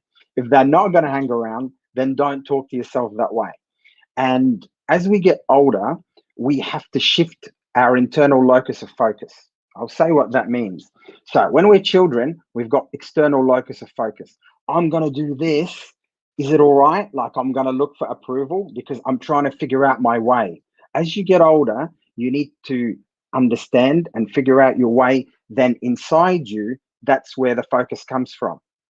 Like, if somebody at work goes, you're this, right? I might cry and get upset. And if somebody goes, you're great, then I'll go, yeah, I'm great. They're giving me compliments.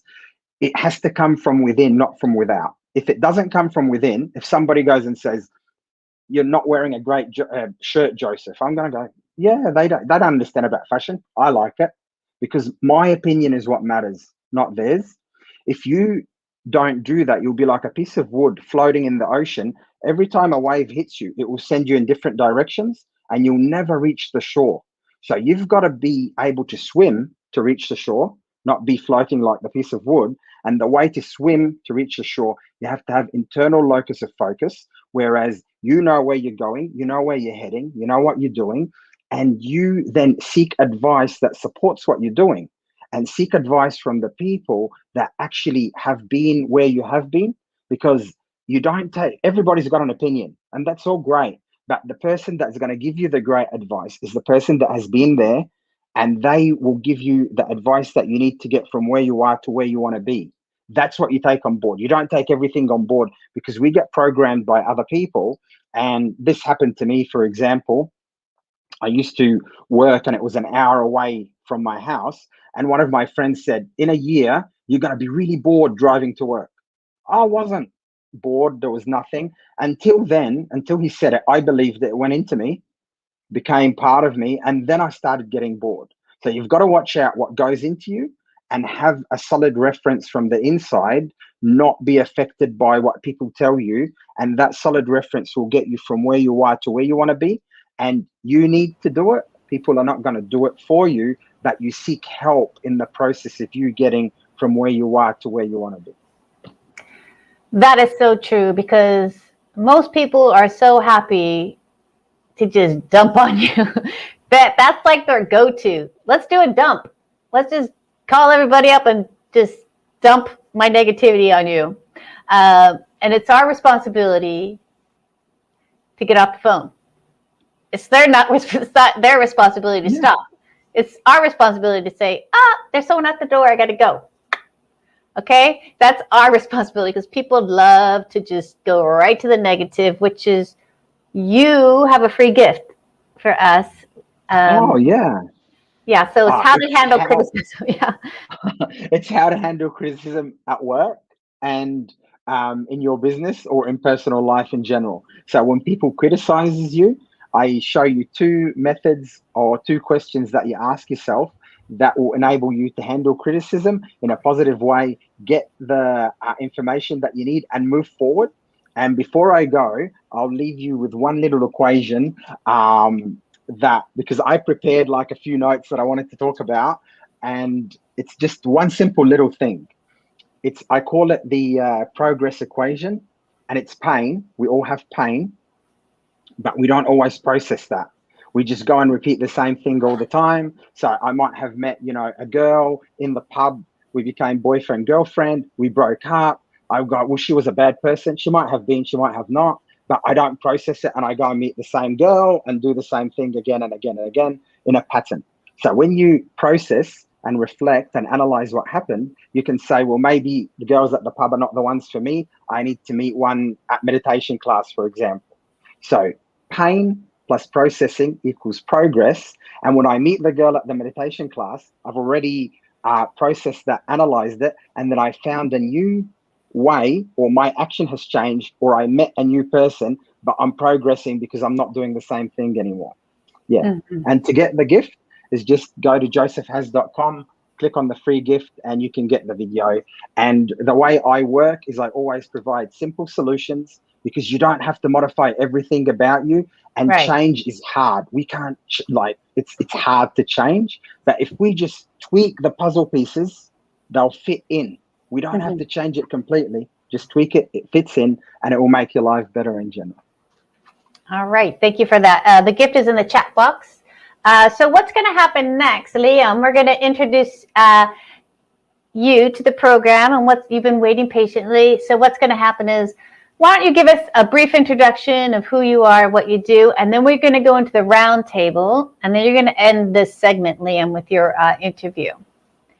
So if you could unmute yourself and say hello and tell us a little bit like what you do and who you are. Hi. Okay. Hello, Amy and Joseph and John. It's been a real privilege to listen to all of your information, and I've learned a lot, and I'm sure everyone watching has as well. And I pick up a bit of an Australian accent there, Joseph. I'm from New Zealand, so maybe we've got a southern southern hemisphere flavour to this talk. But anyway, yes, my name's Liam Naden. For many years, I've been a marriage and relationships coach, mainly helping people, usually individuals, who are on the brink of divorce and trying to save their marriage. But in the last few years, what's really intrigued me and what I've developed much more into, I still do that, is really to answer the question, how do we get the results we really do in our life? And because one of the things that puzzled me was in my coaching, some people, they all took the same information. They all were very motivated, but some people managed to achieve success or a result that they wanted, and other people didn't. So I wanted to figure out what really does give us the results we get in our life. And it obviously wasn't motivation, and it wasn't knowledge or information. And that led me really to a study of what is at the core of everything about who we are, which is a machine which has been described, if you can describe it, as the most powerful machine or the most powerful thing that exists in creation, and that is our own human brain. And what I discovered was, if you really know how to use your brain the right way, this machine that we've all been given, then that's when your life starts to really work. And so that's what I've been doing, is helping people understand really what John was saying about understanding who you really are, what you really have here, which is a machine designed to give you everything you want. You just know how to use it the right way. And when you do, you're amazed at what shows up in your life.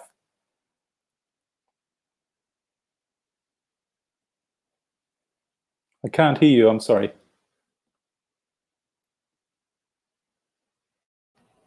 I'm multitasking. Okay. I'm multitasking. Sorry. Okay, so I'm excited. I love all the brain stuff. Like, I'm fascinated by it. I love it. So I want to talk about. I know there's many questions in the that the audience pre-submitted, and I want to speak about what I want to speak about. So we kind of talked about. So let's talk about being connected, connection in this world, connection to others, connection to our husbands, wives, partners, and how does I think, and answering your own vein of expertise, like, how does the brain like develop connection with people? Like, can you go like, so Liam, why don't you go first? And then that way you can, as I always say, warm up your vocal cords. Okay. Well, I think connection, it's interesting. It relates a bit to what Joseph was saying about communication. And one of the things I found with couples, which is a situation, if you like, where we really do want to connect with another person. You meet somebody and there's this chemistry there and you think, I want to create a connection. I really want to communicate with them. How do I do that? Well, one of the things that you do is that you want to communicate with that person and you don't have a fear about communicating with that person. In other words, you're in a mental space or an energy space where there's a desire there to connect with that person. And I think all of us who've been in a relationship, when you think back to the early days, when you wanted to communicate, you didn't have to learn any techniques of communication. You just wanted to, and therefore you did. And you were applying a lot of things subconsciously. So I think the most important thing you have to ask yourself if you want to connect and communicate with somebody or with a group of people is, where is my energy at here? Which relates, as I'll share with you a bit later, to how your brain is working, because there's a physical connection to your emotional, mental, and energy state that has a direct effect on what results and how you connect with people. And I'm sure we've all felt that. So rather than trying to figure out what's a way to connect with that person, how about if you actually just trusted that your brain, this infinite computer, knew the best way to communicate with that person, and all you needed to do was relax and want to communicate and trust yourself that you would communicate with them in the right way.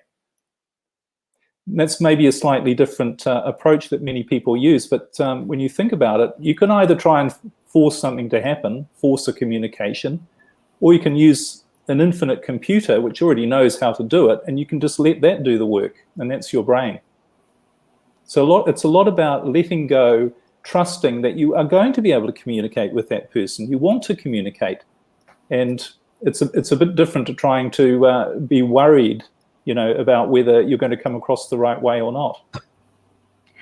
Yeah, that's kind of like just having faith in your body, faith in what was given to you, is natural to you. I like that. I like that. Can I just make a quick comment on that? Mm-hmm. Yeah. You've hit the nail on the head. What does every great religion, every great philosophy, every great teaching tell us? Have faith, trust, let go, believe. Now, what does that actually mean? That means relax. Don't try and force things. Don't be stressed. Don't be afraid. Fear is the enemy. And that's using your brain the right way. Now, to do that, you really have to be present, and you have to really trust in yourself. You have to know that the right things are going to come out. And when you know the right things are going to come out, you can just relax and be a person that is a great communicator naturally. You have that power. So this is the instruction that everybody throughout history has told us. Just have faith, trust, relax, and you'll do the right things, because I've given you this machine, which has the computing power of 5 trillion computers, to do all the work for you. Freedom. This freedom comes up. Who wants to jump in and talk about this connection, and however you want to spin it? Yeah, I don't mind jumping in if that's okay with everybody. Yes. Go ahead, Okay. John. Okay, so when we talk about connection, I want to come from the standpoint of a relationship, right? Hmm. Um, I would typically say learn about the person, learn things about the person, right? Understand that person. Then you should be intentional. You should be intentional about what you want. And Joseph has previously talked about this. So be intentional about what you want and how you want things to be. Then, nothing would work without sincerity, being sincere to yourself, be true to yourself, right? And understand that whatever you do, the natural laws do exist. Be sincere to yourself, be sincere to the person. That's why we have the law of cause and effect. To every action, there is a reaction, right? Understand the basic laws. And the last one I will talk about is just let things grow. You cannot just jump from one stage to the other. You have to let it grow, right? When you plant a seed, it just doesn't turn into a tree like immediately. You have to do the work, put in the work, irrigate the soil every day, watch it, clear the weed, don't allow weed grow.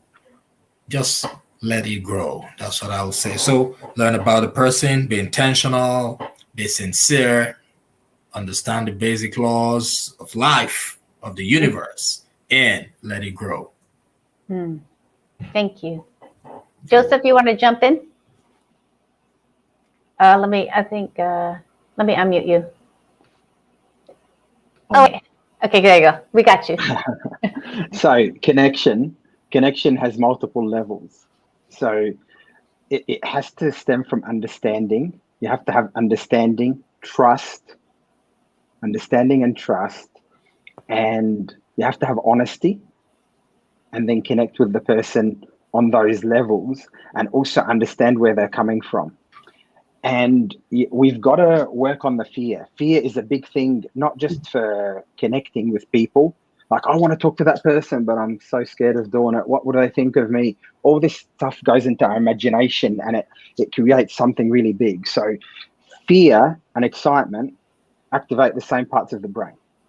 And fear and excitement are the same thing, except with excitement, you know what the outcome is. I'm going to get on the roller coaster and I'm going to still come out alive. Fear, I'm going to the interview. I don't know if I'm going to get the job. I'm meeting with Amy. I don't know what the people are going to think of me. I don't know what Amy's going to think of me. It creates fear. Fear comes back to the old days when we were in the savannah. There's a lion. He's going to eat me. I have to run. These days, fear is imaginary. It's in your head. And by all means, don't get me wrong. If I'm threatened or if you're threatened, please act. But in general, it's a fear of not passing the exam, a fear of that person not, accepting me. It's not real. It's a mental block that you need to overcome. When you understand, if you're nervous and you go to an interview and you go, I'm really excited to meet you, you know that you're not going to die. And the excitement is exactly the same symptoms on the body as fear. So that people won't know that you're scared. So you can mask it that way, and that will enable you to express yourself freely. When you express yourself freely and honestly, you can connect with that person and provide empathy to their situation. They'll empathize with you. Empathy is the biggest thing to connect with people fast. If you want to connect with somebody, just provide empathy, be vulnerable, talk truly to yourself and to them, and the connection will happen naturally. Mm-hmm. Thank you for that. So yeah, connection. Well, I know that living an unconnected life is painful. And while connection might be scary to start reaching out to people, it is really the only way in this world, whether it's business, relationship, friendships, community. And I remember, you know, after my fiance passed away, and I was like 5 years after that, where I was ready to start. Took me a while. Where I was ready to start putting myself out there and not sit at home and wait for this connection. You know, that's when life started really changing for me. Is going out to find connection and not staying home and say, I'm not connected. I'm alone. I'm isolated. So, you know, I did meetups, you know, Toastmasters, but called Coach Masters in LA here. And I started like connecting with like-minded people as myself, like not who I was at that moment, but who I wanted to be. I wanted to be a speaker. I wasn't a speaker. I just joined the group. And it's interesting because when you open yourself up like that, your life changes. And people see this platform I'm on. This platform is just the result of tiny little steps of getting me here. And that's why I want to say to everybody out there is that it's always the tiny steps that really create a life. It's not the big steps. It's those tiny steps that get you prepared along the way for where you want to be. And actually, I do want to speak into one of the questions in here about connecting with negative energy. I would say you don't. That should not be the goal. The goal for me would be taking back my energy and setting a boundary about what you can say and how you say it to me needs to be switched up before you ask me or come at me. That's your boundary. That's your right, and that's your space. And that's everybody's own right in this world to live a loving, kind life. And you can do it lovingly. I remember I heard John McCain told a story, the late John McCain told a story about his wife. When he comes in grumpy, right, and agitated, and she looks at me and says, listen, you need to turn around, walk out the door, because you're not ruining my day, because this is my day, right? And everybody out there, this is your day. This is no one else's day. And I think the more that we take that on, like, oh, wait a minute, this is my day. And I want to share it with someone, sure, but really, it's really my day. And I think you can do that very lovingly in a clean space of knowing, of setting that boundary. Does anyone want to add to that? Because I think many, and I'm going to say I've been there as a woman, walking on those eggshells in a relationship is not fun. But I'll tell you right now, the woman I am today, that's just a no. That's like a done deal, no. I don't mind throwing more, contributing to that. That still comes down to being intentional, right? Being intentional about hanging around only quality people, right? When you are intentional, they say whatever you are seeking is also seeking you. So when you are intentional about what you want, you would easily be able to spot those that are not meant for you. And you can just playfully and, genuinely and politely step away. So being intentional is paramount. This is not the time to joke with things like that, especially for people who have had, some bad experiences in the past. Things have changed right now. The pandemic has increased the level of depression. The level of anxiety has increased. The level of domestic violence has increased. The level of hunger has increased. But Albert Einstein said, in the middle of every difficulty lies an opportunity, right? You have to create that opportunity that you want. You have to create that life that you want by being intentional. Don't lower your standards for anything, because what you are seeking is out there seeking you. You just need to keep searching. Am I right? So that's my own little contribution. Yes, thank you. And very passionate. Yeah. All right. So with that, what's going to happen? Thank you for that, Dr. John. Or do you want to comment, Joseph? Or Yeah. I agree with Dr. John. It's always in the crisis, there's opportunity.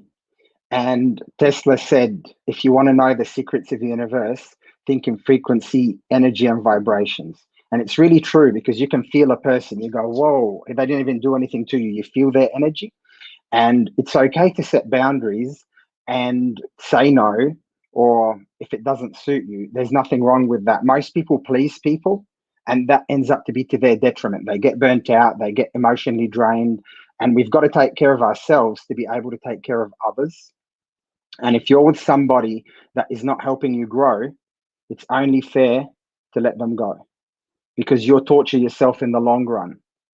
And the Japanese say the word danger is crisis plus, or the word opportunity is danger or crisis and opportunity. It's two words in one. So whenever there is a crisis, that is going to give birth to the opportunity, like Dr. John was saying, to get you to a better place. If my job stays the same, nothing is going to change. If I get fired, oh my God, I lost my income. But it's an opportunity for me to get a new job. It's an opportunity for me, if I break up with somebody, to meet somebody else. That opportunity won't be created without that crisis. The day doesn't come before the night. It has to. We live in duality. That the hard brings the good. It's all entwined into each other. So when something that might not appear to be good happens, it doesn't mean that it's bad or it's not good. Before a baby's born, the mother suffers greatly. Then the bundle of joy comes to the world. So when something bad happens, get excited, or when you think it's bad, because that is a door that opens a new opportunity that would have never been possible if things didn't go the way they did.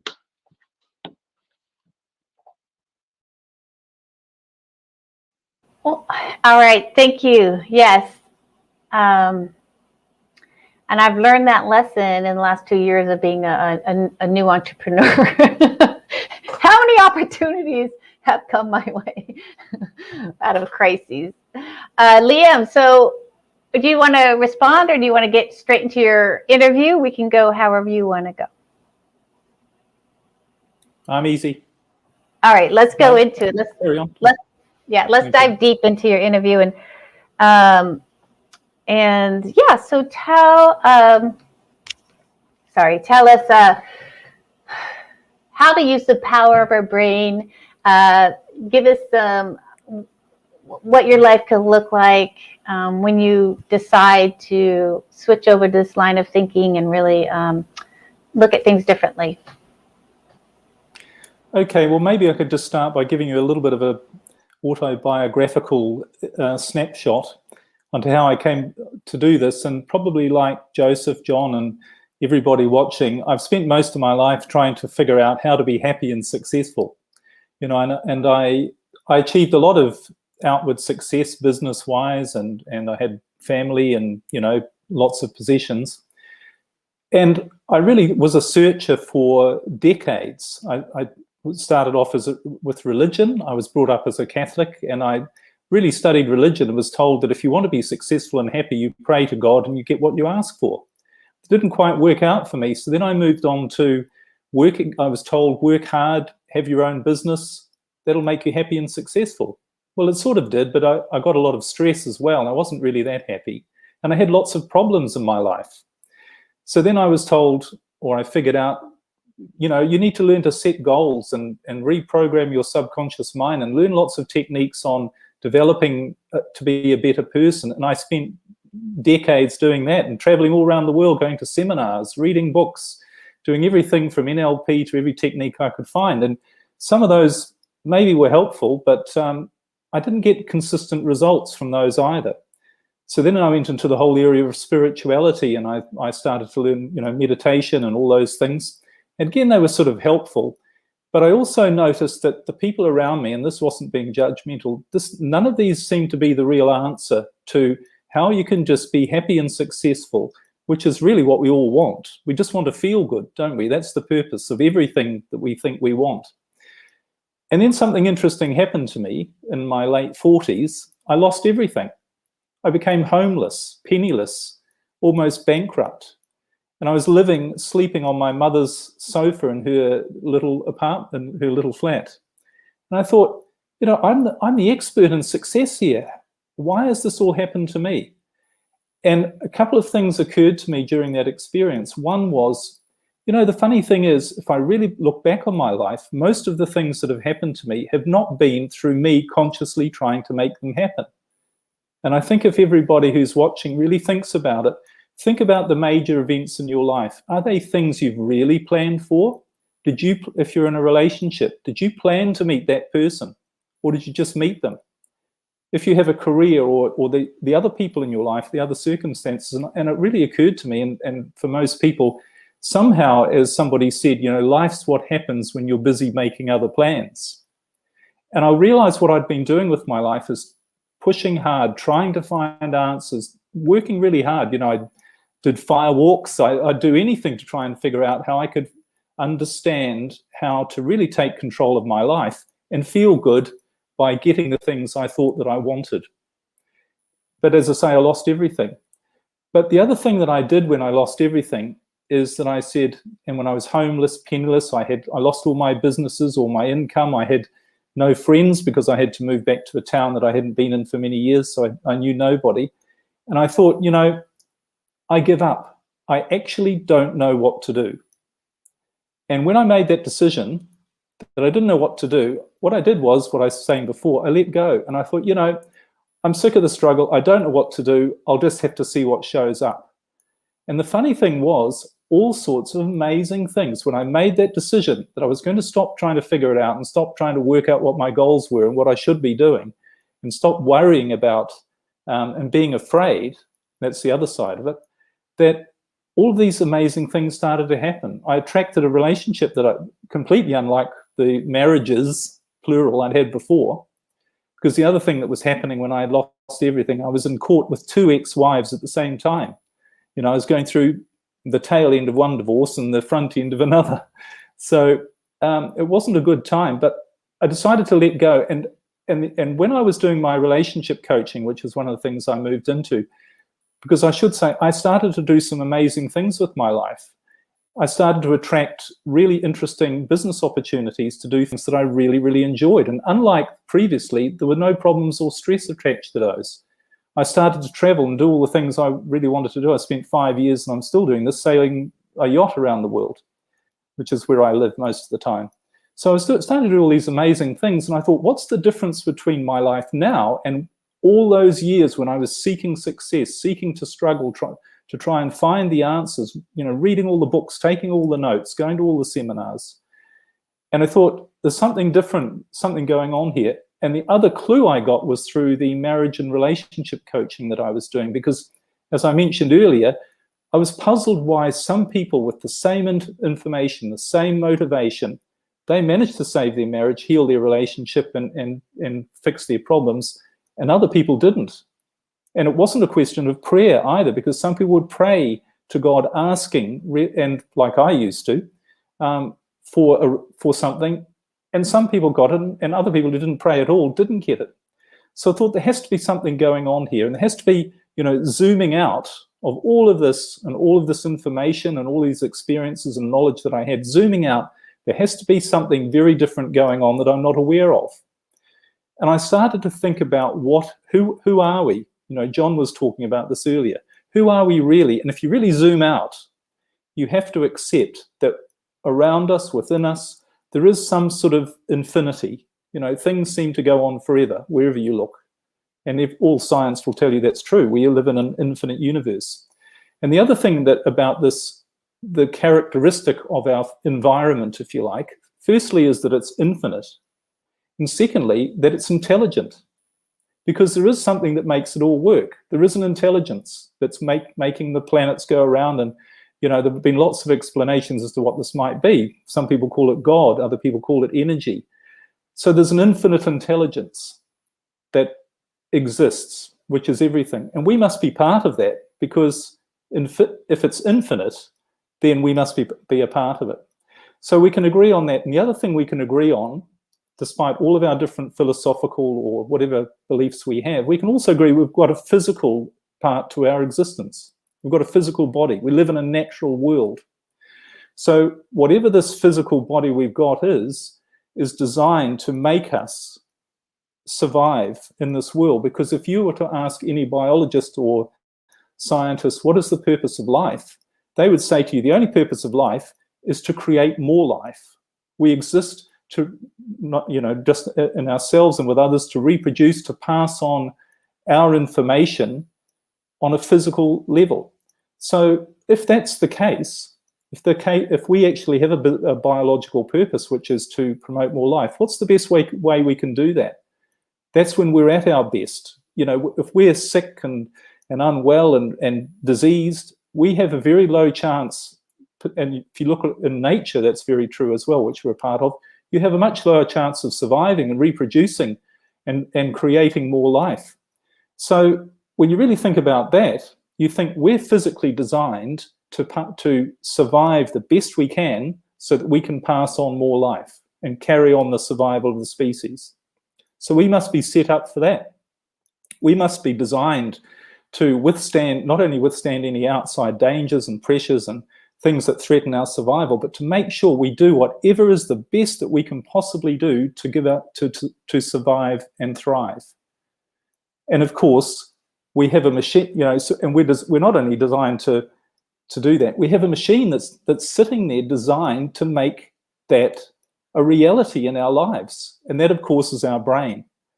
Our brain is the machine whose sole purpose is to keep you alive and to make sure you have the best life possible so that you survive and thrive. You've got the greatest chance of survival and thriving.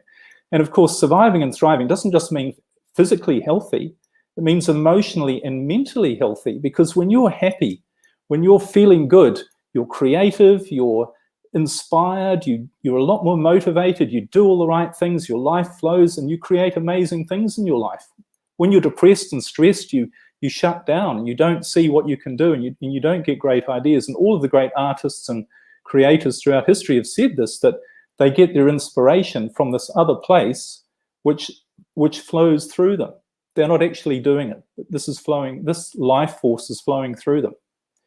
So when you realize that your brain is set up to make you have the healthiest and happiest and most successful life possible, then all you need to do is learn how to use that machine properly, and it's actually going to do the work for you.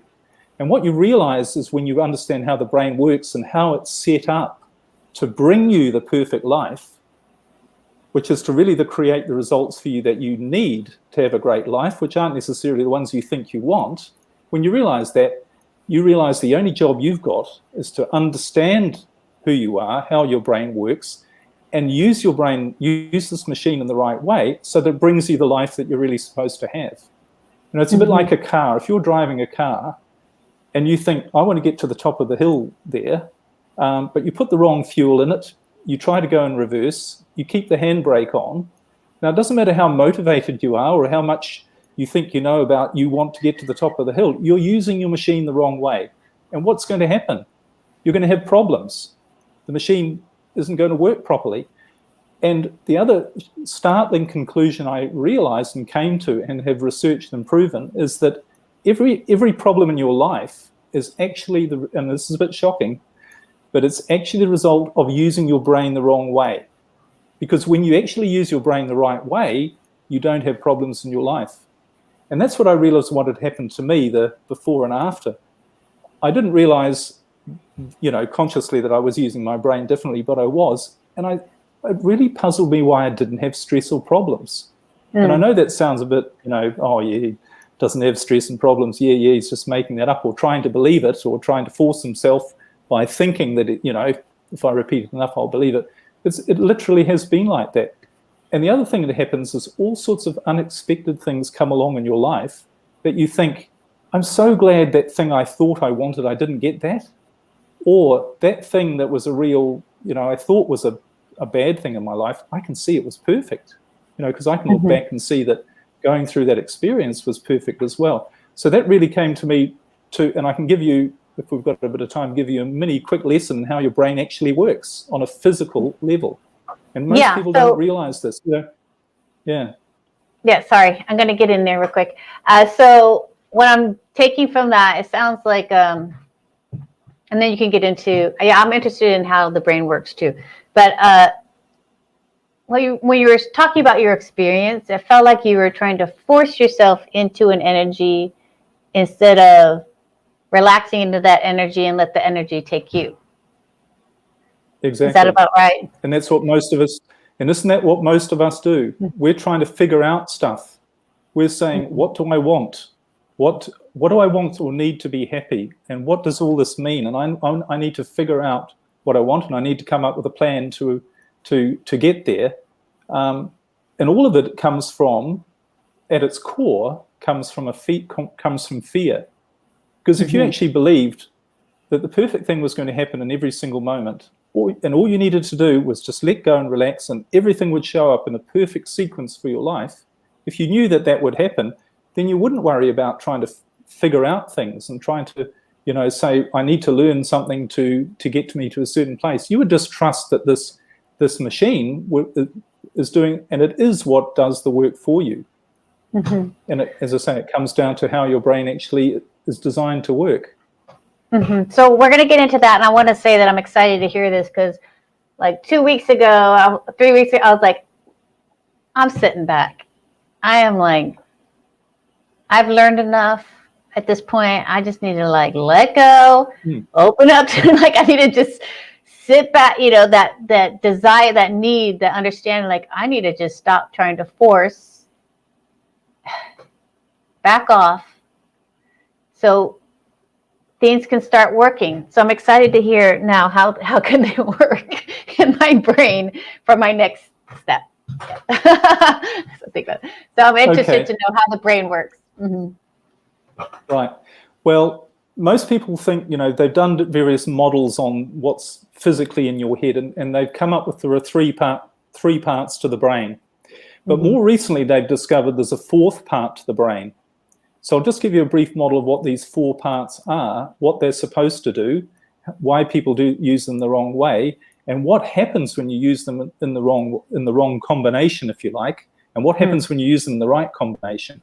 So the 4 parts of your brain, the best known part, one of them is your thinking.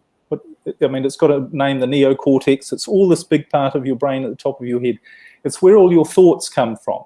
And it's where what you do, you take in information from your senses and your thoughts, and you store it all in there. So all of the information and all your ability to communicate comes from your thinking brain.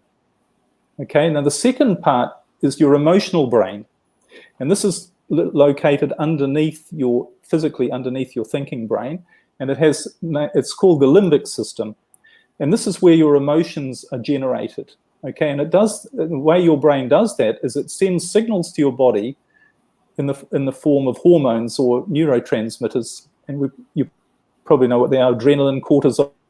If you produce those, if your emotional brain produces negative feeling, you feel bad. If it produces negative or hormones that make you feel bad, it also produces hormones to make you feel good, such as serotonin and oxytocin. These are chemicals that when they flood your body in response to your brain producing them, you feel good. Okay, so that's the role of your emotional brain. The third part of your brain is called your survival brain. And Joseph talked a bit about this before. But this is the part at the back of your head, and it goes down to the top of your neck.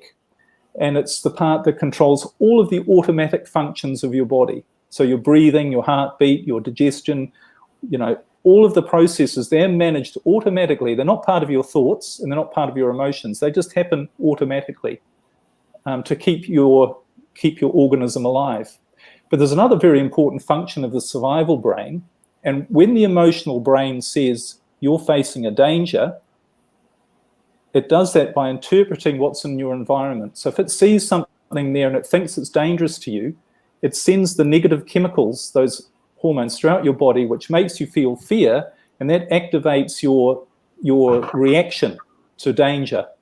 And it's purely, as Joseph said, it's designed that, in primitive times, if a lion came out, you don't want to think. You haven't got time to think. If you stop to think and go, well, I wonder what's happening here, I need to evaluate this situation, you could be dead. The lion will kill you. So this part of your brain is designed to be activated much more quickly than your thinking brain and get you to react to danger. And it does that by making you feel bad, stressed, fearful, worried, all those things. So you react and you do the things that need to be done. So that's all in the survival brain. But there's a fourth part of the brain that they've only more recently discovered, and I call it the creative brain. It does have technical terms, such as the pineal gland and the basal forebrain. These are parts of the creative brain. Now, these are the parts which are where your creativity comes from, where your intuition comes from, your gut feeling. Do you ever have this, these aha moments? What if I did it that way? There's the solution to, this is what I should do. And all of those things, they don't come from your thinking brain.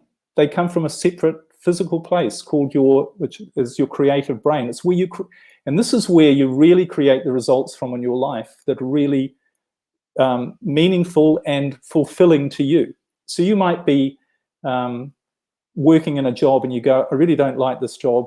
I need to go and do this. And you suddenly see another career or another opportunity comes up. Your creative brain is doing all those things for you. And your creative brain, and there's been a lot of research into this, and what's becoming clear is that your creative brain is also responsible for the circumstances of your life. You think you meet somebody by accident, but if you're part of an infinite intelligence, there's no accidents. Your creative brain is tapping into something that's bringing that person to you at that time. Now, it might be a lesson you need to learn, like Amy, which, you look back and you say that was a fantastic experience being in that relationship because it's made me a better, stronger person and that I'm not to do that again. So it brings you people, it brings you circumstances, it brings you coincidences, all these things. You say, how on earth did that happen? Where did that person come from? Why am I doing this? When it wasn't on my goals list. This is your creative brain. And all of this working together, it's your creative brain that is the key. Your creative brain is your physical connection to this infinite intelligence, which is basically saying, if you let this part of your brain guide your life, that's what it's there to do. Because it's designed to keep you out of danger. It's so, and you probably find that when you're in a creative state, and I know this for myself and people I've helped to do this, you make far fewer mistakes. Most of the time, if you think about the problems we have in our life, they're things that we've done, we look and go, I knew I shouldn't have done that. Why did I do that? That was stupid to have done that. It's because you weren't allowing your creative brain, and I'll explain shortly why that is, you weren't allowing your creative brain to run your life in that instance. You were running out of fear. You're reacting to something. You shouted at somebody. Now, you knew that would make it worse, shouting at them, but you still did it anyway because your brain you were using it the wrong way and you were reacting to the situation based on anxiety, stress, worry, fear. It's going to make you do the wrong things. So the key then is to live your life from your creative brain, not from your fear-based survival brain, because your survival brain is reacting all the time to things. So it goes, I don't feel well right now. I'll drink some alcohol or smoke a cigarette because it'll make me feel better right now. Might not be what you want to do, but your brain is looking for a way all the time to give you that quick fix, get you out of pain. That's what it's designed to do. Now, there's one other thing about that, if you get the idea of the 4 parts of your brain, you need to be operating from your creative part. You know, artists and people call it being in the flow. That's another way of describing it, in the zone. You know, this is operating from this place where somehow life is effortless. Yes, you're putting in effort, but somehow there's something else that some of the power that's taking over you, and you're more of a channel for things rather than you forcing things to happen. But there's something really interesting what happens about when you basically have 2 emotional states. So your emotional brain, something's going on in your environment. Your emotional brain gets the information from your thinking brain, your thoughts or your senses. And this information says, does this mean it's safe or dangerous to me right now? So if you see something on the television of people in a war and you get stressed by it, your emotional brain is actually saying that's a threat to you. Or if you're in a relationship that's really unhappy and you don't want to leave and you get stressed, your emotional brain is saying you shouldn't leave because leaving is dangerous and it's going to be harmful to you. And that's why you get stressed about it. Mm-hmm. So, but what happens is when your emotional brain makes this decision, it's going to make you either feel good about what's going on in your environment or bad. Now, when it makes you feel bad, it activates something called the sympathetic nervous system. And the sympathetic nervous system has one function. You're only designed to activate that when you are faced with a real and immediate danger. So, and what it does is it puts you in reaction mode. So what it also does is it shuts down anything in your brain and in your physical body that is creating energy or using energy, and diverts all of that into your muscles, your breathing, so that you can fight off this immediate danger. Mm-hmm. So it blocks off, and what is the first thing it blocks off? Your creative thinking, your ability to see the big picture. Because if a lion's running at you in the forest, you don't want to be able to see, oh, the beautiful flowers, and maybe it's not running after me. And, you know, oh, this is such a beautiful, lovely environment. I'm so lucky to be alive. Your brain blocks all of that out. You'll be dead if you think about that sort of thing. So can I get in here real quick, or can I get in? Okay, sorry. Yeah. Just we're almost going on a bit. We got a time thing. But I do, because it's interesting, because as a choreographer, dancer, I tap into that creative brain all the time, and there's like this essence about it. There's an essence about it when you're in it, but and many of us are out there are artists, or so we, you know. But how do we tap into the creative brain, like for business or something? You know, like how do we? Okay. What does that mean to tap into that creative brain? I think we've been tapping into the other things for so long. They're like you know, our best friends, and so we already know them. But what does it mean to tap into that, and how do you actually tap into that aspect of yourself? Your brain. The thing to I actually teach a process called neurostate rebalancing, which is how to get your brain working the right way by rebalancing it. But in essence, the key is what you've got to recognize is the only enemy you have in your life to you living a perfectly fulfilling, the best life you can live, which is what your brain's designed to bring you. The only thing stopping you is fear. Because when you feel fear, and that can be in the form of worry, anxiety, stress, not knowing, you know, indecision. When you feel that, bang, all of that creative brain's power is not accessible to you. You're in reaction state, and all your brain can do is react to circumstances and try and bring you quick fixes to get rid of what it perceives as an immediate danger. And if there isn't an immediate danger, if you've somehow confused your brain to think there is by watching somebody on the TV from some disease or whatever that, you know, and your brain is telling you that's a threat to you, then you just simply don't have access to all of that creativity. And the way you know that is, how often do you know somebody and you've said, when they've come to you and said, oh, I've got this really real problem in my relationship, and I don't know what I should do. And you know exactly what they should do. Get out, leave. What are you worried about? Whatever. Just, you know, that's but they can't see it. So the reason they can't see it is because their brain literally is blocking the solutions, because they're in fear, stress, worry, all of those things. So that really is the key, is to get rid of, is to say, there's something I'm afraid of. And this is what I teach in neurostate rebalancing. Firstly, to identify what it is you're afraid of. Most people aren't aware of what their fears actually are. And secondly, you need to find a way of realizing that they're not a threat to your survival. You know, you being in you leaving a bad relationship, you're going to be fine, because you're going to have this brain that's saying to you, you need to get out of this relationship so I can find a good one for you. You need to get out of this job that you hate so that I can find something better for you to do.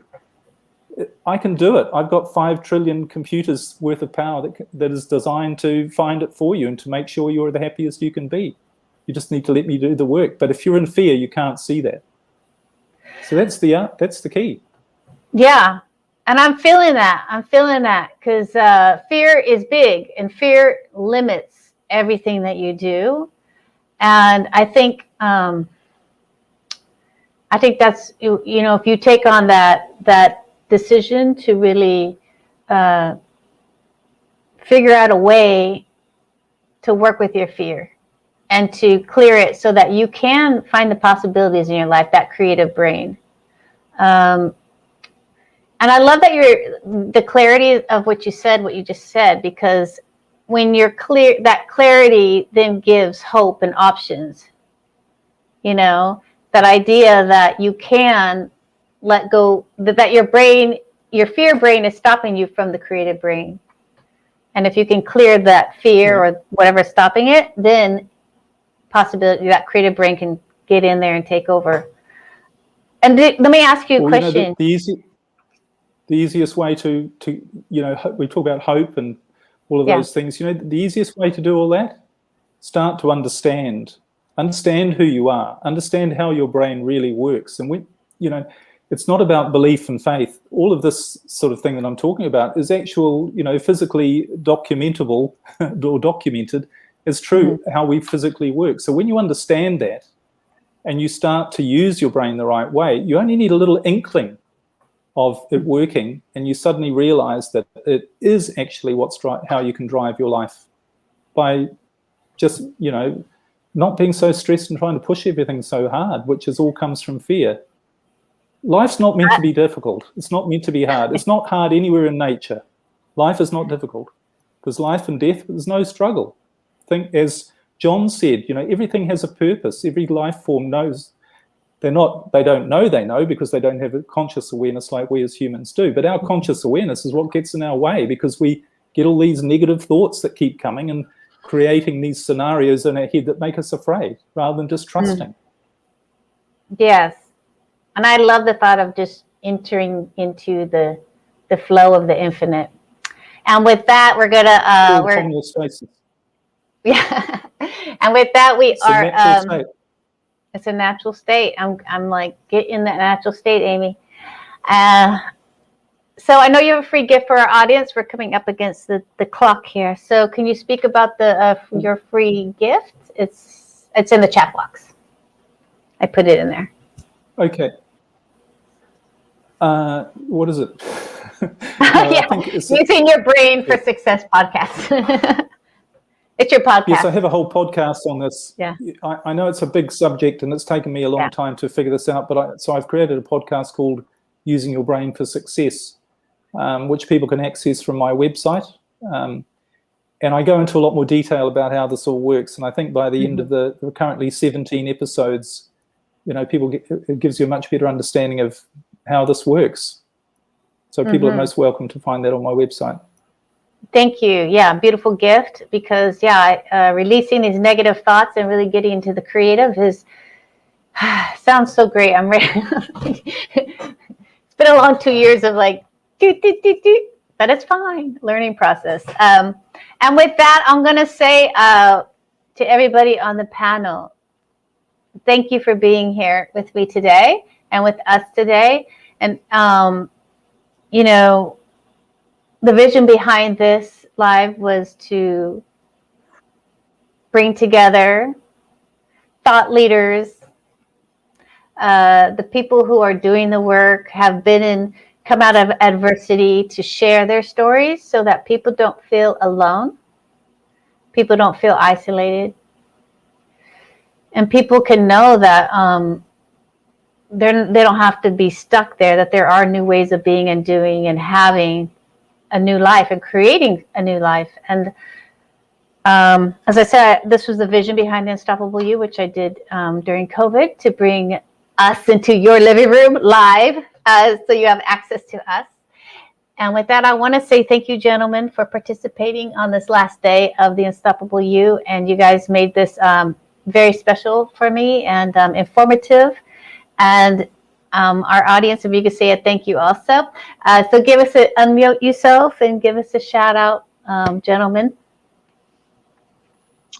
Thank you, Amy. It's great to be here and learn from other thought leaders as well, and to help more people, because it's all about helping people. And the more people we help, the more rewarding it is.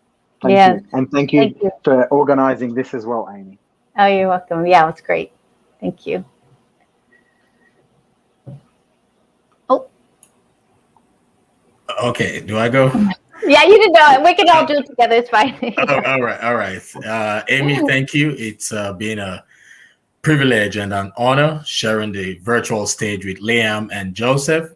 And to everybody who's currently watching or listening to this, I want you to know that the only constant in life is change. Whatever challenges you are going through in your life today, I want you to know that it is a phase that will certainly pass. I know the level of depression has increased right now. The level of anxiety has increased. The level of domestic violence and hunger has increased. I want you to seek help now that you can. So many people went to bed last night having plans for today. They couldn't see daylight, but you are alive. You can still seek help. Seek help now that you can. Everything will definitely pass. Robert Schuller said, tough times never last, but tough people do. Remember, today is the first day of the rest of your life. God bless you. Oh, thank you. Liam, you want to say goodbye to our people? Yeah. Yes, thank you very much, Amy. Echoing what John and Joseph have said, thank you very much for putting this on. And it's been great to be a part of it. And as John was just saying, you know, there's always a good side to what's happening at the moment, and it's just a question of seeing that it's there. And maybe you know, if you understand how your brain works, you can find it easier to see the perfection that it is actually in this moment right now. Maybe, in fact, here's a thought just to leave people. What if everything about your life was actually perfect right now, but the only thing was you couldn't see it? Interesting thought. And I'll leave you with that. Maybe it's because there's something stopping you seeing it. Yep. Yeah. But thank you. Thank you so much. All right, guys, go out there and have a beautiful day. I'm going to end this segment with the rest of the listeners and give them updates on the replays and all that. So thank you, gentlemen. Have a beautiful day. All right. Bye-bye. You too. Woo. All right. Well, we hit it. 3 days, 18 men. It's been a beautiful, beautiful experience. And I just want to tell you what I just experienced. You know, there was a time in my life when people would say, Amy, you know, you're such a beautiful dancer. That was so great. Da, da, da. And I would feel nothing. Like I couldn't take in and receive the beauty of what was just produced on stage as a dancer. I couldn't take in the beauty of the work that I put into perfecting my art form and being creative and expressive. But today, I could take it in. Today, it was so beautiful to receive these gentlemen's thank yous and their experience, and to really take that in my body. And I do believe 100% that is because I love myself. I appreciate what I do. And that when I hear people say something nice to me, it's a gift for me to look them in the eyes and receive it with love and an open heart. And with that, I want to say that, again, thank you. This is the last day. You will get a replay in your inbox for the next 3 days. And if you weren't here earlier, I had put a link, my Calendly link, that you could book a call with me and we could have a conversation. Yeah, Rebecca, receiving is such a gift. It's not only, it's a gift to the other person, because when you receive what they have to offer, you're actually seeing them. And as I said earlier, there was a time I had that invisible wall of fear, of anxiety, of just not wanting to be seen.